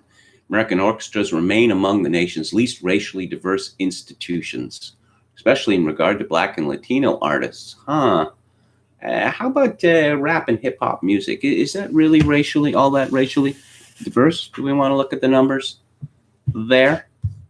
The status quo is not working. Says who? Says who? Is this about quality or is this about something else? If things are to change, ensembles must be able to take proactive steps to address the appalling racial imbalance that remains in their ranks. Blind auditions are no longer tenable. This well-intentioned but restrictive practice has prevented substantive action when it comes to the most essential element of maintaining an orchestra, hiring musicians. Musicians' unions, which have in many ways valiantly worked to protect their members in an economically tenuous industry, have long been tenacious defenders of blind auditions, asserting that they are the best way to ensure fairness. But in sticking so stubbornly to the practice, unions may be hurting themselves, the orchestras, and their art form. Yes, as if Tomasini cares about the art form. Hanging on to a system that has impeded diversity. Who gives a toss about diversity when we're talking about art? Oh, is there a particularly black way of playing, I don't know, Beethoven's violin concerto? Is there? I'd be curious to see someone make that claim. Anyway, it's particularly conspicuous at a moment when the country has been galvanized by revulsion to police brutality against Black Americans. And when orchestras largely shuttered by the coronavirus pandemic are brainstorming both how to be more relevant to the communities and how to redress racial inequities. Not inequalities, inequities. They're not the same word among their personnel when they reemerge. If musicians on stage are going to better reflect the diversity of the communities they serve, those would be white and Asian communities, not Black communities, because Black people are not going to the symphony and they're not buying classical records. Tomasini knows it. Oh, blind auditions are based on an appealing premise of pure meritocracy. An orchestra should be built from the very best players, period. But ask anyone in the field, and you'll learn that over the past century of increasingly professionalized training, there's come to be remarkably little difference between players at the top tier. Oh, really? Oh, okay. All right. If you say so. If you say so. Okay, and I got one more example of this, which does not come from the past few days, but it gives you an idea of the kind of people we're talking about. That is to say, music critics. This is by someone who's more famous than any of the people that I've mentioned. His name is Alex Ross, and he writes for The New Yorker. And he has a piece called Women, Gays, and Classical Music from October of 2013. And white men, don't you just hate them? Russia's law against gay propaganda. Apparently, this is a big issue in the classical world, which it is not, by the way. Oh, no. Valery Gergiev's and Anna Netrenko's ties to Putin. Boo! You know, during the Cold War, when the Cold War came very close to being hot, leading Soviet musicians, Oistrakh, Kogan, Richter, and the like, they made regular trips to the United States. And somehow this wasn't really an issue because art is supposed to, supersede political considerations, blah, blah, blah. Not anymore. Not anymore. Marin Alsop, who is a lesbian, who is a composer, she has made a reputation. This is certainly true. This was the first time in the 119th year of the history of the proms that a woman had been chosen to conduct the last night. Who cares? Who cares? In 2008, in a column about Alsop, I wrote, the problem isn't that misogyny runs rampant in the music world. It's that the classical business is temperamentally resistant to novelty, whether in the form of female conductors, American conductors, what? Younger conductors, what? New music. We've had so-called new music for 100 years. And the problem is that people don't like it very much. Post-1900 concert dress or concert hall color schemes that aren't corporate, beige, perhaps taupe. Perhaps they should be taupe. And yes, it turns out that Alex Ross despite the fact that he is very white himself, does not like white people. He concludes the stiflingly male atmosphere in the upper echelons of classical music reinforces the image of a dim, hidebound art, out of tune with modern reality. If people in the classical world are uncomfortable with taking a political stance, they might at least worry about appearing to be stupid. What do these four critics have in common? What do they have in common? They're all homosexuals. Alex Ross is married. Tomasini is married. Now, I couldn't find any more information about this Brodeur fellow, but I checked out his writing. Gay, gay, gay, gay, gay, gay, gay, gay, gay, gay. I checked out the running of Joshua Barone. Gay, gay, gay, gay, gay, gay, gay, gay, gay, gay, gay. And I suppose classical music criticism, particularly opera, has been a gay ghetto for some time. There's the entryism, and then everyone else gets pushed out. And I suppose one of the reasons, perhaps minor compared to the others, why classical music and opera are no longer as popular as they once were, and they were once as recently as I pointed out the other day, 1955, wildly popular in America, is they are both seen as gay ghettos. These people, they want to enforce affirmative action on American orchestras, and there's no question they will get their way. They will wreck American orchestras and opera companies, but you know what? Go ahead. You're going to win. It doesn't matter, because the recorded corpus of classical music is so vast that we don't need your A classical music. There are literally tens of thousands of high quality recordings on CD and on DVD and Blu-ray. So go ahead. Get woke, go broke. Let's make all the operas at the Met angry operas about black people shaking their fists. Maybe we could have a whole, instead of, the Ring and the Nibelung, we could have a cycle about George Floyd. How about that? Huh? Because his life was certainly heroic. No question about that. It was as if, he was wrestling with the gods his entire life. Let's go back to the chat here. Jan Reich says, can we have Nubian-only operas?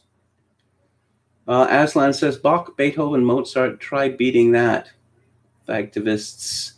YT, one good way to understand a new country is to watch American expats that live there. Bob Paxson, Wagner's Ride of the Joggers. George Floyd was like Jesus. Certainly Father Jim Martin believes so. He's been pushing this blasphemous notion. And then they came for the Blu-ray, says Walrus Libertarian. Well, the Blu-rays are going to be there for a while. I mean, even if they stop production, depending on how many were made originally. The fact is that this is the best time in history to collect classical music, because there is so much that has been recorded, and the production costs of bringing out new versions of old recordings. I mean, you see this now with these box sets, 100 CDs, George Schell or Georg Schulte or whatever, and you're getting them for 50 cents or $1 a CD. It's an embarrassment of riches there, and they're going to be around for a long, long time. But my advice is, once again, to go physical rather than virtual, because once you have your copy of this, it's yours. You can do whatever you like with it. It just sits there on your shelf. It's it's your brave little soldier. It's just waiting to be called into service rather, and it can't be canceled. It can't be canceled. In rare form tonight, says Dawn from Beyond. I'm making you smile or laugh. Well, that's good. I love to make people laugh. Visionary Companion says Marin Alsop is woke about the sainthood of Michael Brown. Well, I'm not surprised. I'm not surprised. Uh, yeah, I was thinking of Carrie Ann's Salzburg version of Don Giovanni, which is my favorite. It's got Kathleen Battle in it, and I don't know if you're familiar with this woman. The greatest things were predicted for her. She is a fine soprano, a beautiful woman, beautiful black woman, with a fine figure, lovely smile, and there she is playing a Spanish peasant in Don Giovanni. And again, I've known this production since shortly after, and I have a DVD copy now. You can see the whole thing with 3 sets of subtitles on YouTube for free. I highly recommend it. It's got Sam Raimi in it, who's always great, and it's got Ferruccio Furlanetto, who is always great, and Gustav Winberg plays Don Ottavio, and he is in wonderful voice. But Kathleen Battle, I thought, okay, I can accept her as a Spanish peasant. Well, you know what? I can't. The funny thing about Kathleen Battle is, she was the protege of James Levine. And she was taken up by Carrie Ann. And, when you were taken up by Carrie Ann, you typically went to the top. I mean, it worked for Leontine Price, another great black singer, classical singer. But Kathleen Battle was so obnoxious that she blew up her own career. After, I think it was Rudolph Bing decided he was not going to have her at the Met anymore, Met staffers went around wearing T-shirts that said, "I survived the battle." How about that? On the other hand, you may have seen that there's a concerted effort to cancel Placido Domingo. Placido Domingo is treated as a god at the Met. Apparently, a pretty simple reason for that. He remembers the staff's name and he is nice to them. That's how easy it is, folks. You often wonder about people who have bad reputations, Now, keep in mind that people want to be fawning towards celebrities, particularly great artists. And when you read about people having bad reputations, you probably really simple, that they're nasty, nasty people. Fine figure respecter, indeed. Kathleen Battle, very attractive woman. Chokakin 666, oh boy, James Levine. Well, James Levine was canceled because, when did I first learn about this? Over 20 years ago. That the gossip about him going back decades is that he's a pedophile. That's simple. Now, he survived until a couple of years ago, and he was not brought down directly for pedophilia accusations, which tells you a lot, I think. Okay, let's move on. Cassie DaCosta, the disturbing rise of anti-Semitism among black celebs. This is from the Daily Beast. Recently, big-name black entertainers like Ice Cube, Nick Cannon, Diddy, the Jacksons, Stephen and Deshaun, oh, those Jacksons, and even beloved black author Alice Walker, who's a nasty piece of work by all accounts, have spouted age-old anti-Semitic talking points, usually by quoting known bigot Louis Farrakhan, insisting that the Jews run everything and locating black liberation and anti-Jewish suspicion. This is so reductive, this discussion. Jews dominate Hollywood. They created Hollywood. And there are plenty of Jews who will point this out. In fact, books have been written celebrating this. Jay Hoberman wrote one, to give one example. Jews dominate Wall Street. This is, not necessarily a bad thing. But oh no, as I say, that it's so reductive.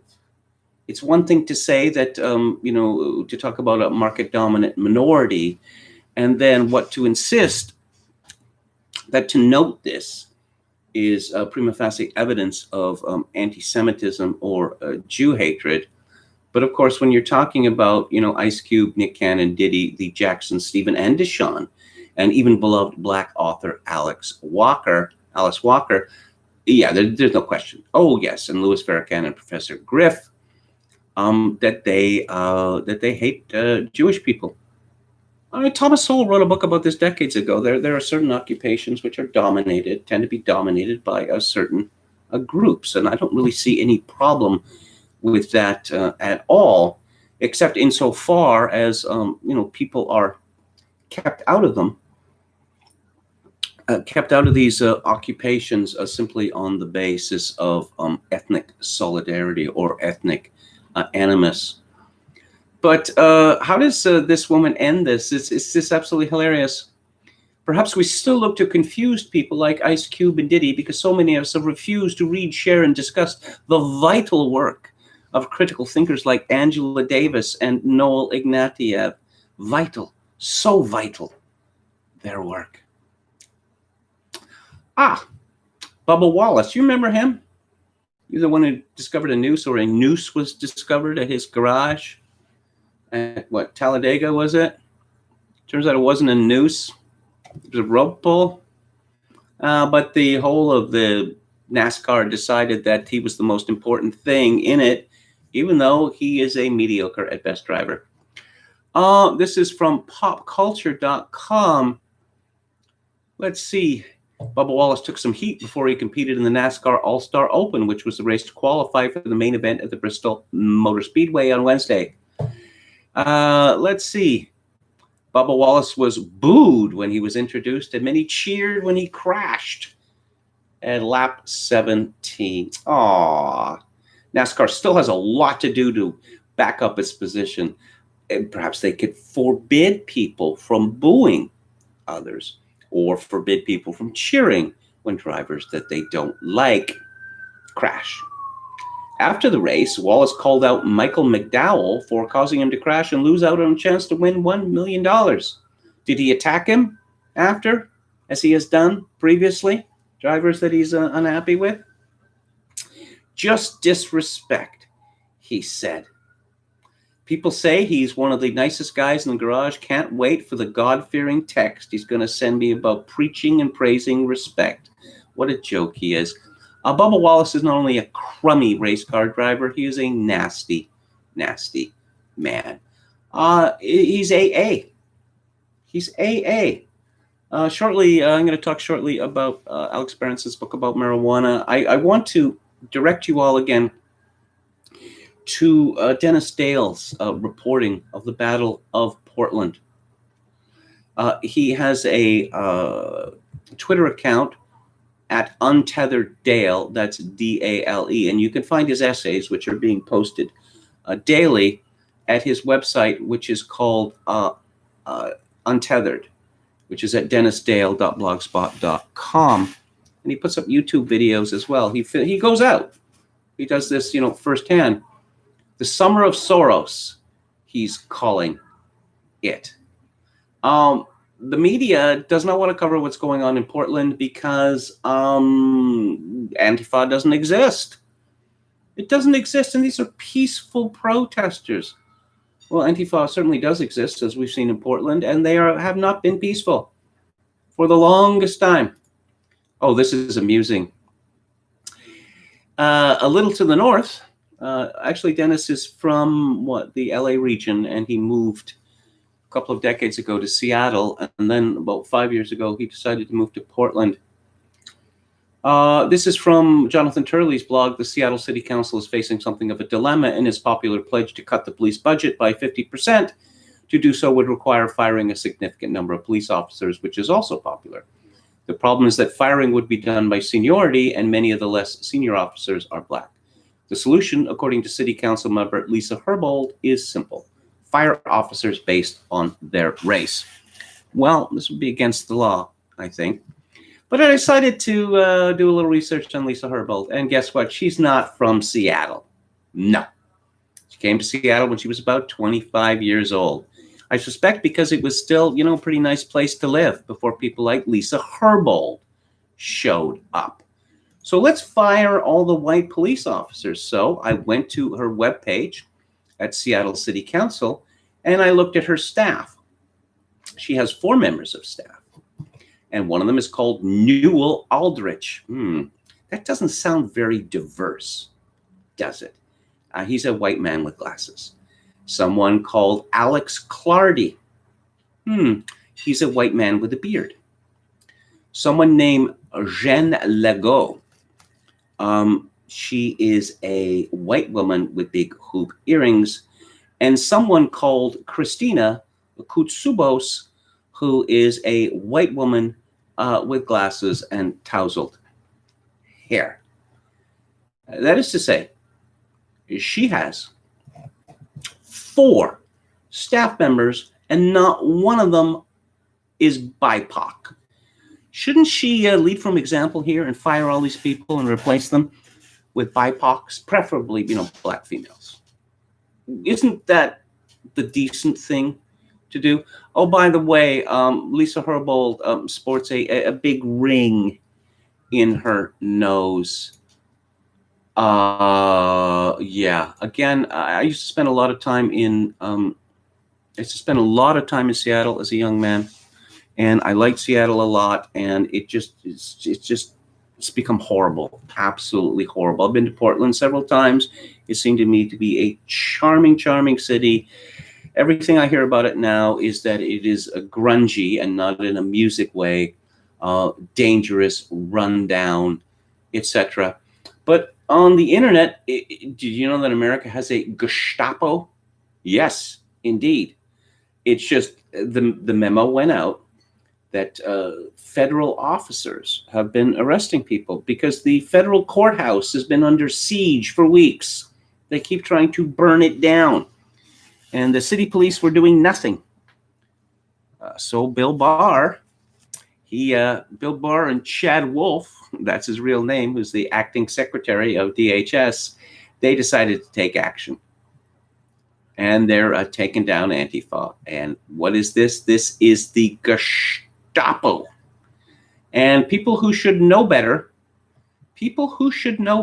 are using this term Gestapo. They're also talking about states' rights. States' rights. States' rights ended in Little Rock in 1957 when Dwight Eisenhower decided to desegregate schools at bayonet point. That was the end of states' rights. Oh, but now the left is interested in states' rights. Are they? Too funny. Too funny. But Chad Wolf, I like that guy's name. He has decided that the law will be enforced, at least insofar as it pertains to the federal courtyard and federal employees in the city of Portland. And very briefly, the Chinese government, a Chinese government-owned firm has won a $6.8 million contract to supply security equipment to Canada's embassies. Why don't they just say that they've been suborned? Why doesn't the Canadian government just say, look, okay, we're just going to admit it, okay? The Chinese make all the decisions, all right? They give us money, they blackmail us, they make the decisions, okay? Because that's the only way we could justify awarding a contract for security equipment for Canada's embassies to a Chinese government-owned firm. Oh, before we talk about marijuana, let's talk about other drugs, very briefly. June was the worst month for overdose deaths in BC history. There were 175 deaths due to illicit drugs in the province last month, up from a previous high of 171 in May. Each month, more people die of drug overdoses than have died in total from COVID-19. How about that? Well, what is the crisis? COVID-19, a pandemic which has been busted, or this, illegal drugs such as fentanyl? Well, the Association of Police Chiefs, Canadian Association of Police Chiefs, has decided the solution is to stop enforcing the law to decriminalize all drug use. Fentanyl for everybody. I mean, what could go wrong? What could possibly go wrong? The book today is by Alex Berenson. It came out last year. It's called Tell Your Children the Truth About Marijuana, Mental Illness, and Violence. And according to Wikipedia, in a uniformly hostile review, this book sparked controversy, earning denunciations from many in the scientific and medical communities. Ooh, bad thing.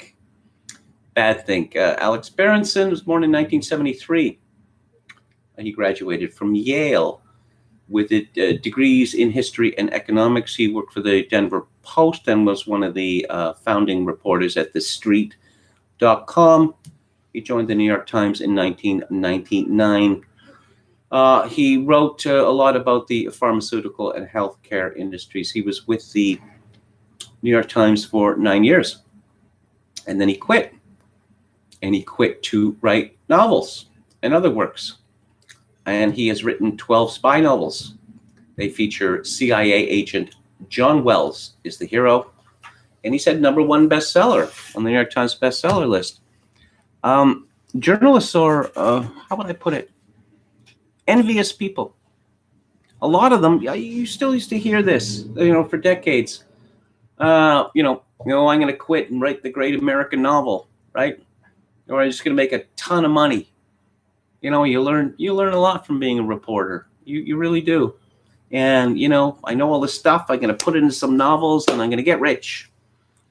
Well, apart from, say, Charles Portis, who wrote True Grit and some other fine books, not very many of them ever go ahead with this. So the fact that Berenson, he quit writing for the Times. He's now, freelance writer, that he's written best-selling spy novels. He's constantly being mocked for this, and it's envy, pure and simple. That's all it is. Oh, he writes spy novels. Well, John le Carré writes spy novels. Would they mock him? No, they wouldn't. They wouldn't mock him. This book, terribly, terribly controversial. If you read the Wikipedia entry, they might as well just have, said, don't read this book. It is a dangerous book. I don't know, perhaps it should be banned. Let's see. In it, Berenson makes harsh claims that cannabis use directly causes psychosis and violence, claims denounced as alarmist and inaccurate by many in the scientific and medical communities. Those scientists state that Berenson is drawing inappropriate conclusions from the research he cites, primarily by inferring causation from correlation, as well as cherry-picking data that fits his narrative and falling victim to selection bias via his use of anecdotes to back up his assertions. This is not a scientific work, okay? It's a work of journalism. There's no footnotes in it, and I very much wish that it did have footnotes. I trust Berenson's citations, but it's always nice to be able to go back to the source, particularly in ebooks, which can be linked to the internet. But no, it's a work of journalism. Berenson's a journalist, and he's written a popular book on the subject of the dangers of marijuana. Let's see. Berenson's portrayal of scientific and medical evidence has been widely panned as inaccurate and alarmist by scientists and medical experts who have described his arguments as, quote, based on a deeply inaccurate misreading of science, unquote, and an attempt to steer up public fear. A group of 100 scholars and clinicians, including academics from Columbia University, Harvard Medical School, and New York University, and care providers, including addiction medicine doctors, psychologists, psychiatrists, and social workers, published an open letter criticizing Berenson's claim of a scientific link between cannabis use and violence. The very fact that 100 scholars and clinicians were so enraged by this book, it strongly suggests to me that Berenson is correct. Very strongly suggests. Particularly, they describe his book as highly problematic because Berenson infers causation from correlation. Yeah, we heard that already. Oh, and attributes the disproportionate rates of arrest of African-American youth to the alleged violence caused by their cannabis use, despite individuals of all races using cannabis at approximately equal rates. You see the dishonesty there? The fact that individuals of all races using cannabis at approximately equal rates, that's not really relevant to this. It's a question of not so much the proportion of African Americans versus non-African Americans who use marijuana, but how much marijuana they consume and in what manner do they consume marijuana. Now, you all know the cliche, and it's mentioned in the book by marijuana advocates. He spends a great deal of time in the book going into the very successful campaigns to legalize first medical marijuana and then just marijuana in C. Timothy Leary came up with an excellent concept called set and setting in drugs. That drugs can be used in different ways. For instance, caffeine beverages like tea, which I have here, or coffee. People drink tea to relax themselves, but they also drink tea and coffee to become more alert, to be able to do more work faster. Why do people drink alcohol? People drink alcohol to relax. People often drink, have something alcoholic before they go to bed. But people also drink alcohol to tune themselves up, as it were.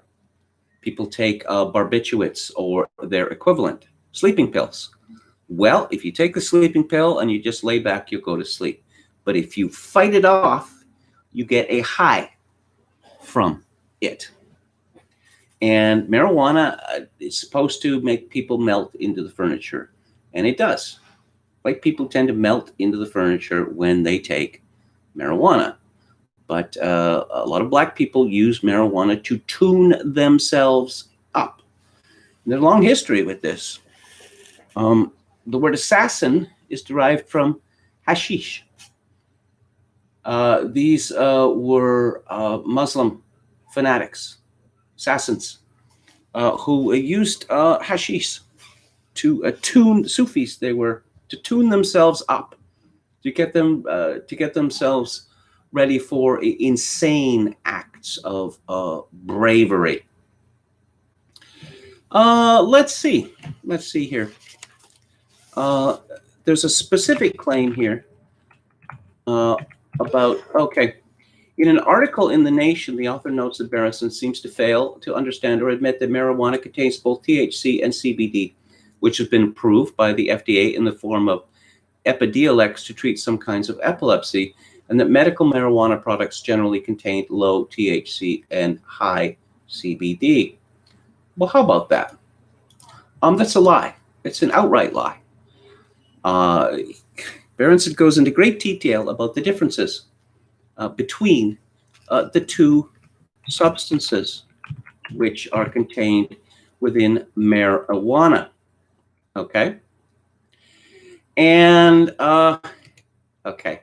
So people smoke marijuana for the THC. They're not smoking it for the CBD. And there is some evidence that the CBD might have some limited efficacy in treating pain. As far as medical marijuana goes, it was a scam. It was obvious to me it was a scam right from the very beginning. That apparently, suddenly we discovered that marijuana was, I don't know. You know, they say that aspirin is the wonder drug that works wonders. No, apparently marijuana is the wonder drug. It's the wonder drug that works wonders. Apparently, it can cure everything from cancer to water on the knee. People would go to a sympathetic doctor, and Berenson explains very useful information that Dr. Feelgoods they were. That all of these prescriptions for medical marijuana, there was just a relative handful of doctors writing these prescriptions, and people with actual serious medical conditions found it very difficult to get medical marijuana because the doctors didn't want to be drawn into that. There was liability questions there. So, yeah, I'm suffering from pain. What kind of pain? I threw my back out 5 years ago. Okay, here you go. Here's your script. And no, Thomas Saz pointed out that there are certain substances people take because they make them feel good. And marijuana is one of those substances, just as alcohol is one of those substances, and tobacco is one of those substances, and barbiturates are one of those substances. Antidepressants are not one of those substances, by the way. But no, people were using medical marijuana to get high. That's it. And Berenson explains that once the public was so, it seems so cruel to deny people marijuana because, what about cancer patients and the like? It seemed cruel to deny them this. And so the public was brought on board for medical marijuana, and it was a very short step from that to bringing the public on board for marijuana legalization, just flat out, because it's been demonstrated that marijuana is not a harmful substance. It's a natural herb, man. And, natural things can't be bad for you. Of course not. Like that deadly nightshade, say. Or a whole bunch of mushrooms that people don't eat and get sick and die because they don't understand all that much about mushrooms. But no, I want to start at the beginning of the book, and I was quite taken aback by some of the things that he had to say about schizophrenia. That he begins with a notorious case that happened in 2014 in Cairns, Australia, 160,000 people. A woman called Raina Fide stabbed 8 children to death. 7 of the kids were hers. The 8th was her niece. She was 37 years old, and she was very, very sick. The case was among the worst incidents of maternal child killing ever recorded. But Cairns is a long way from anywhere, and Thede was the opposite of a glamorous defendant, a poor single mother. Within a month, she and her children had largely been forgotten. The house they haunted would be torn down, its grounds turned into a memorial. So there was a competency hearing, and the Justice Dalton released his verdict.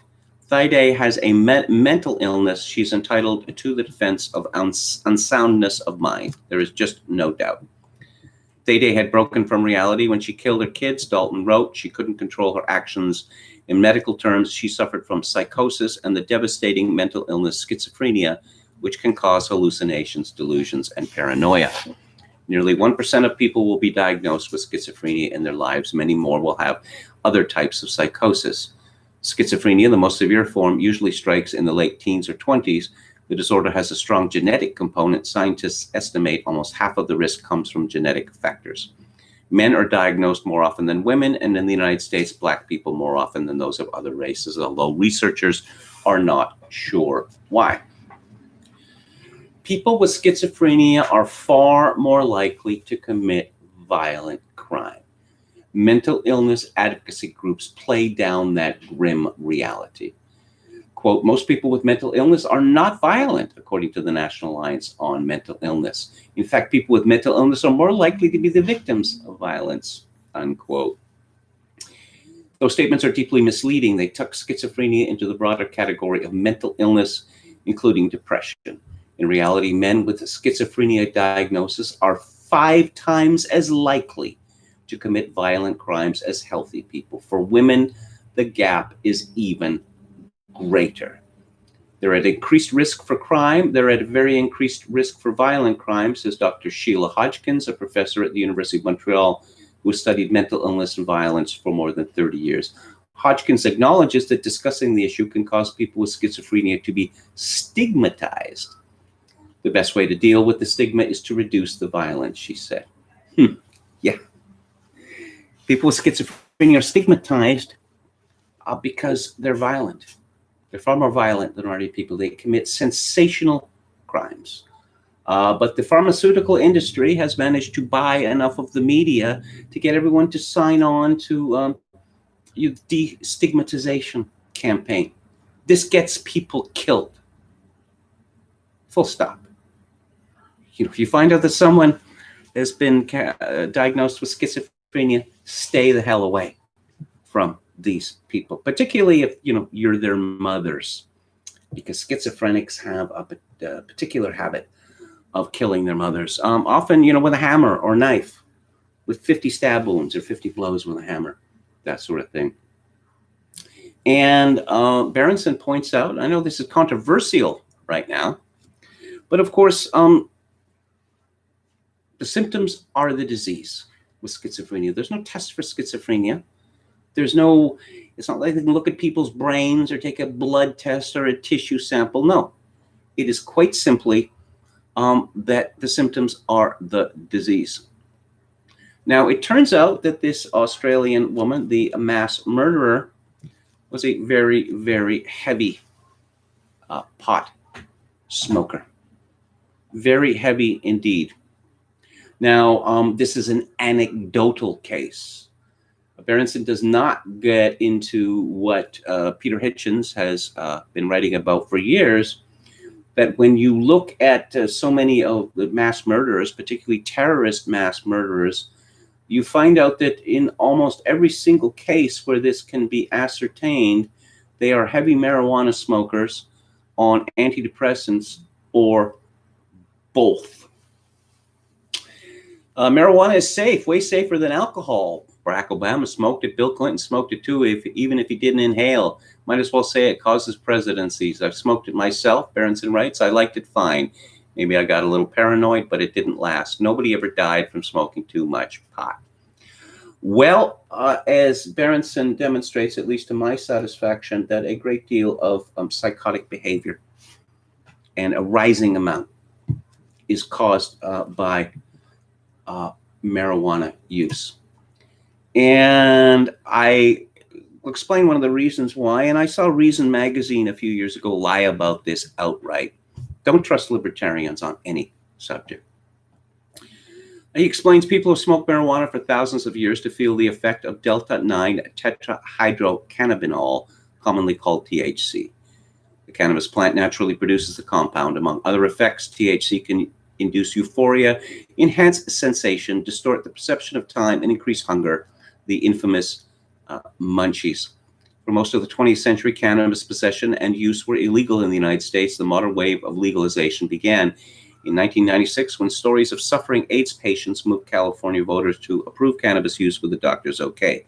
By 2006, 10 more states had allowed medical marijuana.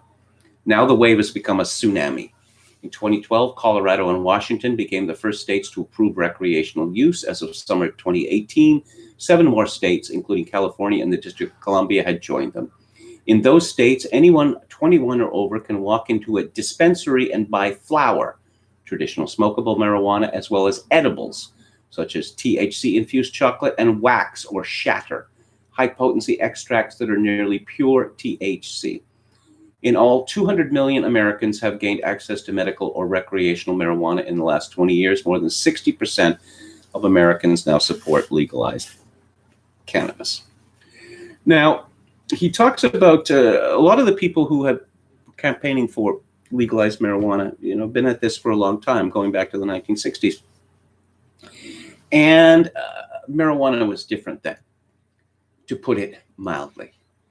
It was very different. Because marijuana was weak. It was weak then. And as he says, as Berenson says, here we go. All those people are using cannabis that by historical standards is shockingly potent. Through the mid-1970s, most marijuana consumed in the United States contained less than 2% THC. Today's users wouldn't even recognize that drug as marijuana. Marijuana sold at legal dispensaries now routinely contain 25% THC. Imagine drinking martinis instead of near beer to get a sense of the difference in power. Wax and shatter aren't even cannabis at all. They are near pure THC that's been extracted from the plant. But the change in potency and consumption patterns has happened so quickly that it's gone largely unnoticed by non-users. Drawing on their own experience, many older Americans naturally think of marijuana as a relatively weak drug that most people consume only occasionally in social settings, such as concerts, where the reverse is now true. Here's an anecdote for you. A couple of years ago, I was talking to a fellow that I worked with, and one of his sons had access to high THC marijuana. And he told me he had a couple of puffs and he was pretty much comatose. He had difficulty, remaining sensate. Now, we're talking about someone who started using marijuana in, the early 1970s or whatever. But it's not in the interests of the marijuana advocates to point out that, when we talk about marijuana, well, the plant is vastly different from what it was in the 60s, 1970s. And again, THC. Why bother? You see, the myth is, it's a natural plant.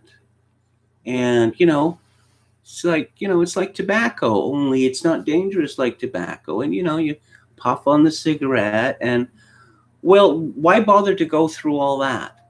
Why bother to go through, having to burn it, having to deal with the smoke, the choking smoke, having to deal with the ashes, having to deal with the bong water, when you can simply go directly to the THC. Now, obviously, marijuana advocates do not want to talk about, pure THC, because that eliminates their whole argument of it being a natural herb, because THC is, not a natural herb. So one of the arguments that Berenson makes in this book is that connections between marijuana and psychosis, they're not investigated in the United States, in North America. They are investigated in Europe and in Australasia. And he depends greatly on research studies from those two regions. As he points out, apparently the government of the United States, or the CDC, cannot even come up with a number of, how many schizophrenics there are in the United States. And this was, greatly reduced recently for some strange reason. Also, the same people who were, talking up the harmlessness of marijuana were saying a couple of decades ago that the problem with opiates is that enough people are not getting them. We need greater access to opiates, like OxyContin, which has turned out to be one of the great, how shall we say, foreseeable disasters, medical disasters of recent years. That there's a crisis. Opiates have become a crisis in the United States. But the medical establishment decided that, oh no, opiates are good. All these people suffering from pain, and that pain must be treated. And here's drugs that can treat it. Oh yeah. And let's let certain medical companies, or one in particular, shove this down doctors' throats, who then shoved it down the throats of their patients, with a crisis that we all know now, but apparently since it happens to poor white people, not particularly interesting. I suppose they deserved it. That seems to be the line from both the left and the right. Now, he has done some original, Berenson has done some original research for this. Yeah, he writes, another problem with the theory was that marijuana simply wasn't a strong enough painkiller to be effective for most people who truly needed opiates. The studies that showed marijuana's effectiveness as a painkiller usually tested against placebos rather than other painkillers. Like alcohol, cannabis works as an intoxicant first and a painkiller second. And even the modest improvements that cannabis shows may decrease over time. In July 2018, Australian researchers published a study of 1,514 people with chronic pain and found that long-term cannabis use was associated with greater pain over time, and no evidence that cannabis use reduced prescribed opioid use or increased rates of opioid discontinuation. A simple look at the map makes obvious that geography, more than anything else, drove the first stages of the opioid epidemic. From the mid-1990s through 2005, painkiller prescriptions and overdoses spread from Appalachia through the Midwest, with a jump to Florida, which had loose prescribing laws. Addicts and reporters called OxyContin hillbilly heroin. The medical marijuana wave was also geographically driven, but on the other side of the country. Until 2008, fewer than a dozen states had legalized medical marijuana. They were all nearly west of the Mississippi. The internal coincidence and nothing else is the most likely explanation for the link that the JAMA internal medicine paper found. After 2010, the medical marijuana movement moved east and the opiate epidemic spread nationally. Suddenly, many states had both severe opiate problems and medical marijuana laws. If medical marijuana really offered a solution to the overdose crisis, the evidence after 2010 should have been incredibly strong. But it isn't. In fact, the post-2010 data shows that medical marijuana laws are correlated with an increase in prescription deaths. Increase, not decrease. How can I be so sure? Because I've run the numbers. Or to be more accurate, Sandy Gordon has. Dr. Sanford Gordon is a professor at New York University and expert on data analysis. So this is running correlations on a multi-year data set with thousands of data points. Now, finding state-level data on marijuana use, cocaine use, and overdose death rates is easy enough. The CDC tracks overdose deaths. A federal agency called the Substance Abuse and Mental Health Services Administration tracks drugs, alcohol, and tobacco use at the state and national level. All the data is public and available for free. So from 1999 to 2016, the most recent year for which state-level data was available, no link between medical marijuana laws and opiate deaths existed. Further, on a state-by-state basis, overall marijuana use showed a moderately positive link with overall opiate deaths. In other words, states where more people used cannabis tended to have more overdoses. The analysis also revealed a connection between marijuana and cocaine. Cocaine use fell during most of the aughts and bottomed around 2010. Since then, it has risen nationally along with marijuana use, especially among young adults. On a state-level basis, the results are even more striking. Marijuana use is strongly correlated with cocaine use at the state level, and changes in marijuana use are correlated with changes in cocaine use. This refers to the old argument that marijuana is the primary gateway drug to higher drugs. This has been laughed off by so-called experts for decades now. Berenson makes a very good case that the old cliche is, in fact, true. One of the big differences between marijuana use and alcohol use is that there are a few drinkers who drink more than once a week, whereas there are a great many marijuana users who use it every single day, which is obviously significant because it should be, but when I consider that John Boehner, the former Speaker of the House, is now flogging a dope, that Brian Mulroney, the Prime Minister of Canada, former Prime Minister of Canada, is now flogging dope. This is big, big business now, and the idea is that it's going to become bigger. Essentially, the idea is that it's going to replace, if you imagine the sales of alcohol and tobacco combined, the plan is that marijuana will be bigger, and marijuana extracts.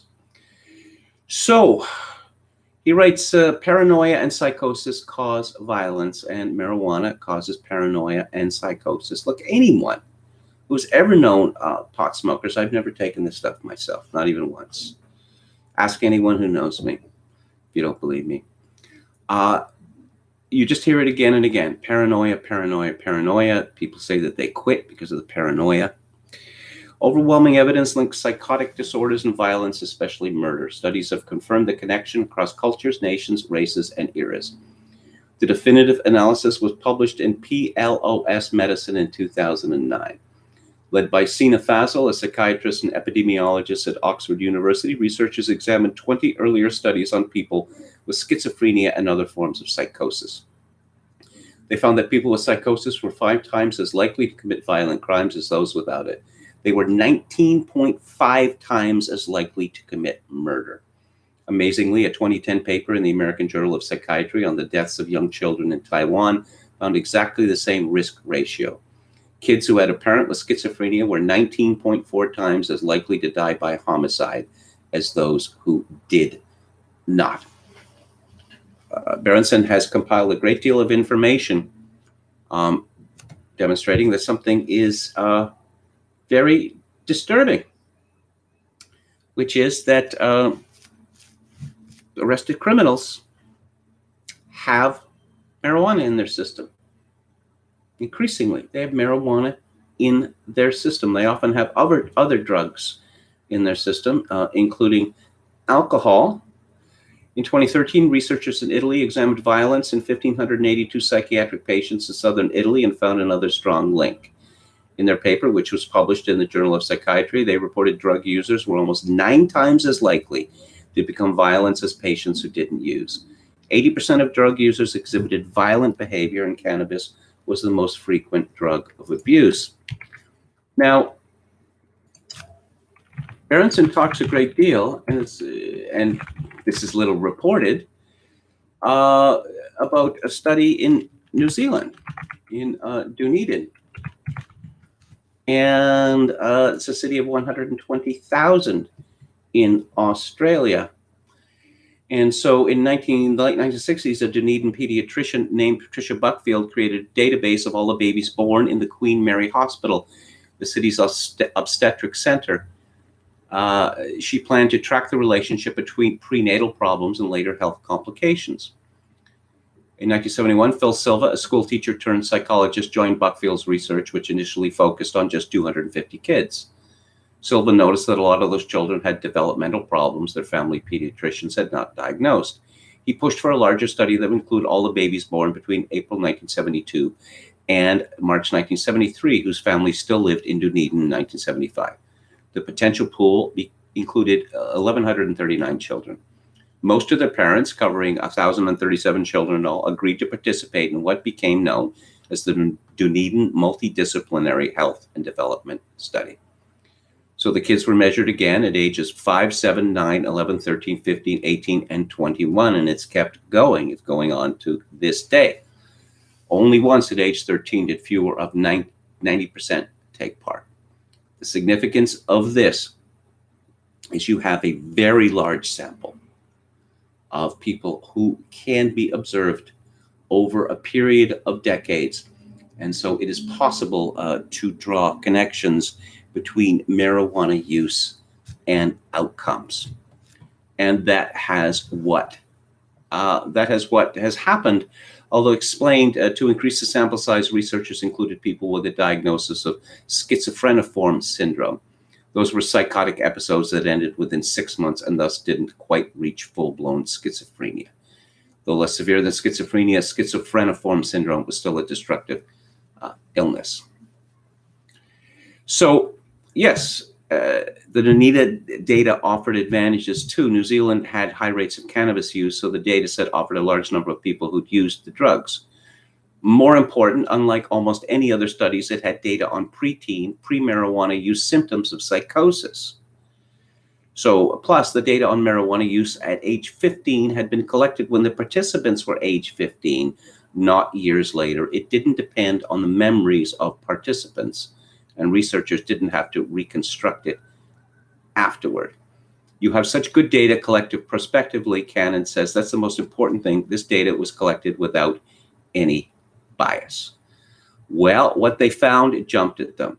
People who had used cannabis at age 15 were more than 4 times as likely to develop schizophrenia or schizophreniform syndrome as those who never used. Even after accounting for those kids who had shown psychotic symptoms at age 11, the risk remained 3-fold higher. A 4-fold increased risk was very big, Cannon says. When it came to psychosis and schizophrenia, she was used to seeing slight increases in risks, 10 to 20%. And Berenson makes a considerable distinction between the conversation in Britain and usage in Britain compared to, say, the United States and Canada. Of course, marijuana is completely legal in Canada. That marijuana use after falling in the United States is now, in the United States, Canada, has exploded. Whereas the climate about marijuana is far more negative in Britain than it is in the United States and Canada, and they have correspondingly lower rates. Governments intend marijuana to be a gold mine through taxation. But as Berenson points out, the costs of treating people with schizophrenia or schizophreniform or similar illnesses is exceedingly high. Also, Canada spends something like $130,000 a year to keep one man in prison. Costs more than that for women. And so this is short-sighted. This is exceedingly short-sighted. Penny wise and pound foolish. It's I don't know. It's somewhat remarkable to me that tobacco has been demonized, but tobacco doesn't induce psychosis in anyone. Tobacco will kill people typically after decades. But for most people, it has little effect on their daily lives other than making them feel mildly better. But at the same time that tobacco has been demonized, marijuana has been lauded to the skies. And I think apart from the money involved, I have an explanation for this. It's a political explanation. That legalization of marijuana constitutes political pacification. Because people who smoke marijuana are apathetic, typically. People who smoke a lot of it are especially apathetic. They're not likely to represent any kind of threat to the regime. Smokers, on the other hand, are different. I'll point out again that smoking put man on the moon, put an American man on the moon. Smoking also led to the triumph of D-Day. Everyone smoked back then, or almost everybody. It was an optimistic civilization as opposed to the pessimistic, gloom and doom-ridden civilization that we live in now. Berenson's recommendation is that marijuana be decriminalized, but not made legal. I suppose that's the best that we could hope for. Too late for Canada. Too late for Canada. And as far as, I mentioned the overdose deaths, the shocking level of overdose deaths in British Columbia and Vancouver in particular. Now, this is not due, of course, to marijuana because it's impossible to overdose on marijuana. But if you believe that marijuana is a gateway drug, which I very much do, I would guess that these people who moved on to fentanyl, that almost all of them started with marijuana.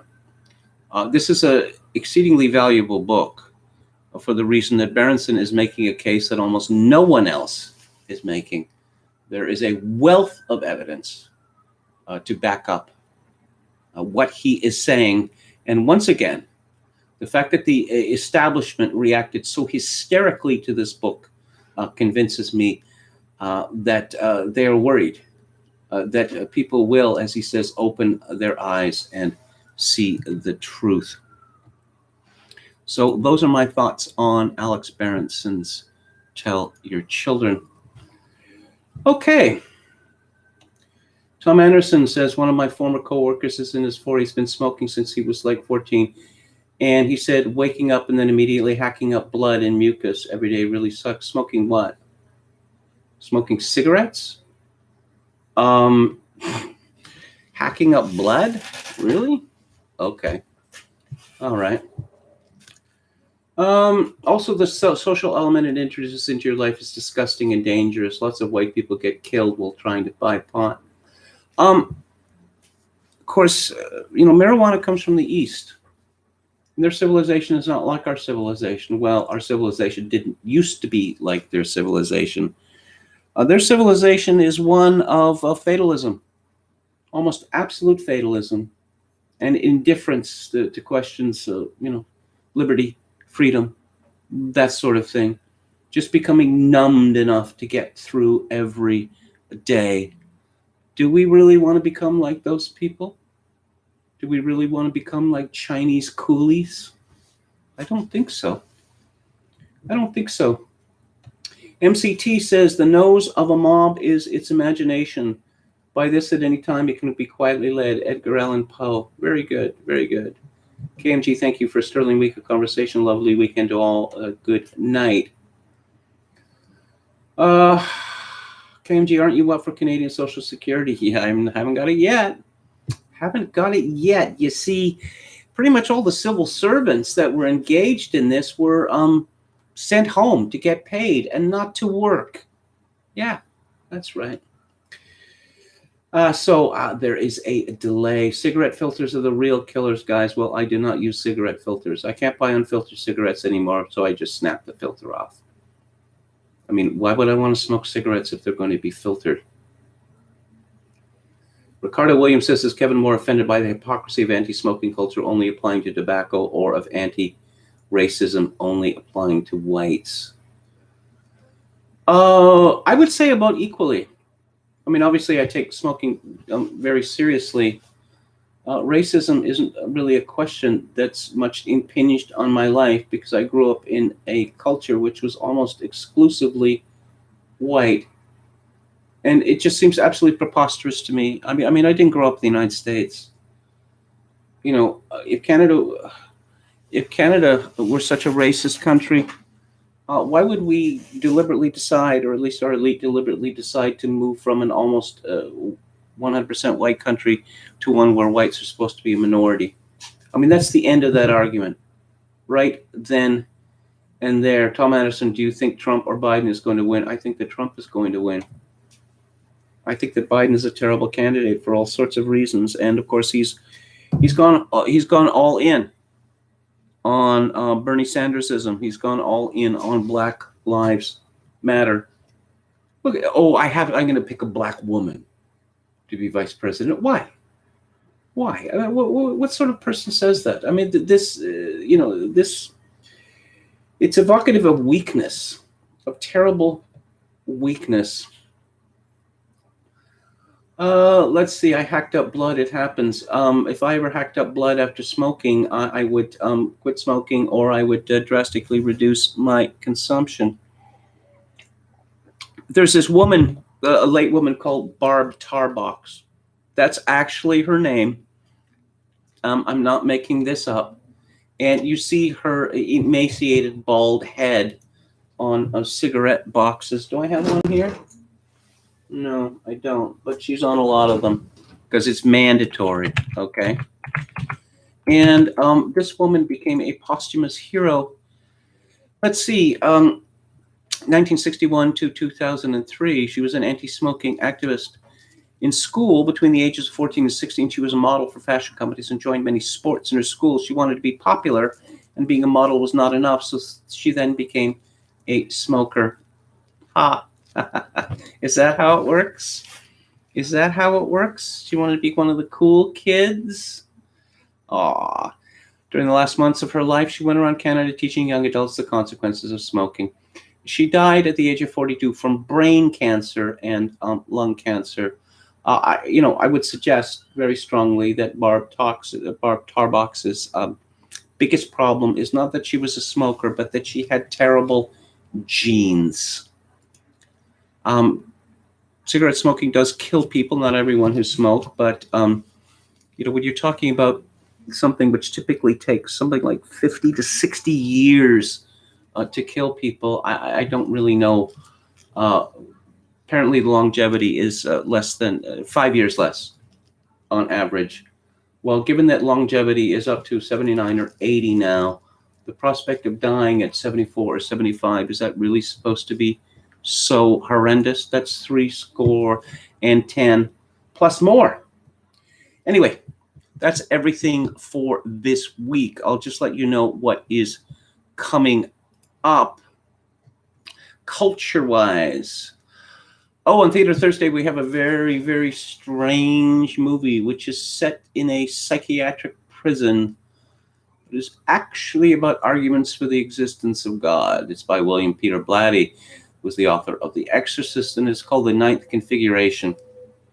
In 1980, on July the 30th, a very strange film by John Boorman from 1974 called Zardos. On August the 6th, I'll be discussing the last 5 episodes of Kieslowski's Decalogue. And on August 13th, a film about vigilantism. And I think vigilantism is going to become very newsworthy very soon. You all know it. Charles Bronson in Michael Winner's Death Wish from 1974. On the book club, next Friday, we've been talking a lot about autonomous zones lately. And here's a novel from a little more than 100 years ago by Gilbert Keith Chesterton. On that subject, it is called The Napoleon of Notting Hill. On July the 31st, we'll be talking about Ryan Landry's Masculinity Against Madness. On August the 7th, I will be discussing Russell Miller's outstanding biography of L. Ron Hubbard called Barefaced Messiah. The Scientologists tried to ban it in the United States, and they pretty much essentially did. They stopped distribution after 14,000 copies. On August the 14th, I will be discussing Piers Paul Reed's The Dreyfus Affair. I will be back on the air Monday at 4 p.m. Pacific, 7 p.m. Eastern. If you like the show or any part of it, I'd appreciate it if you would click on the like button and subscribe to my YouTube channel if you have not already done so. If you would like to patronize this program, which would be greatly appreciated, especially considering the circumstances in which I find myself, my PayPal address is kevin_grace@hotmail.com. Once again, kevin_grace@hotmail.com. And I will leave you for the week with this, that in these times of social atomization and civilizational collapse, I do dearly hope that all of my dear viewers and listeners manage to forge some genuine human connection in order to ease the burden. Good night.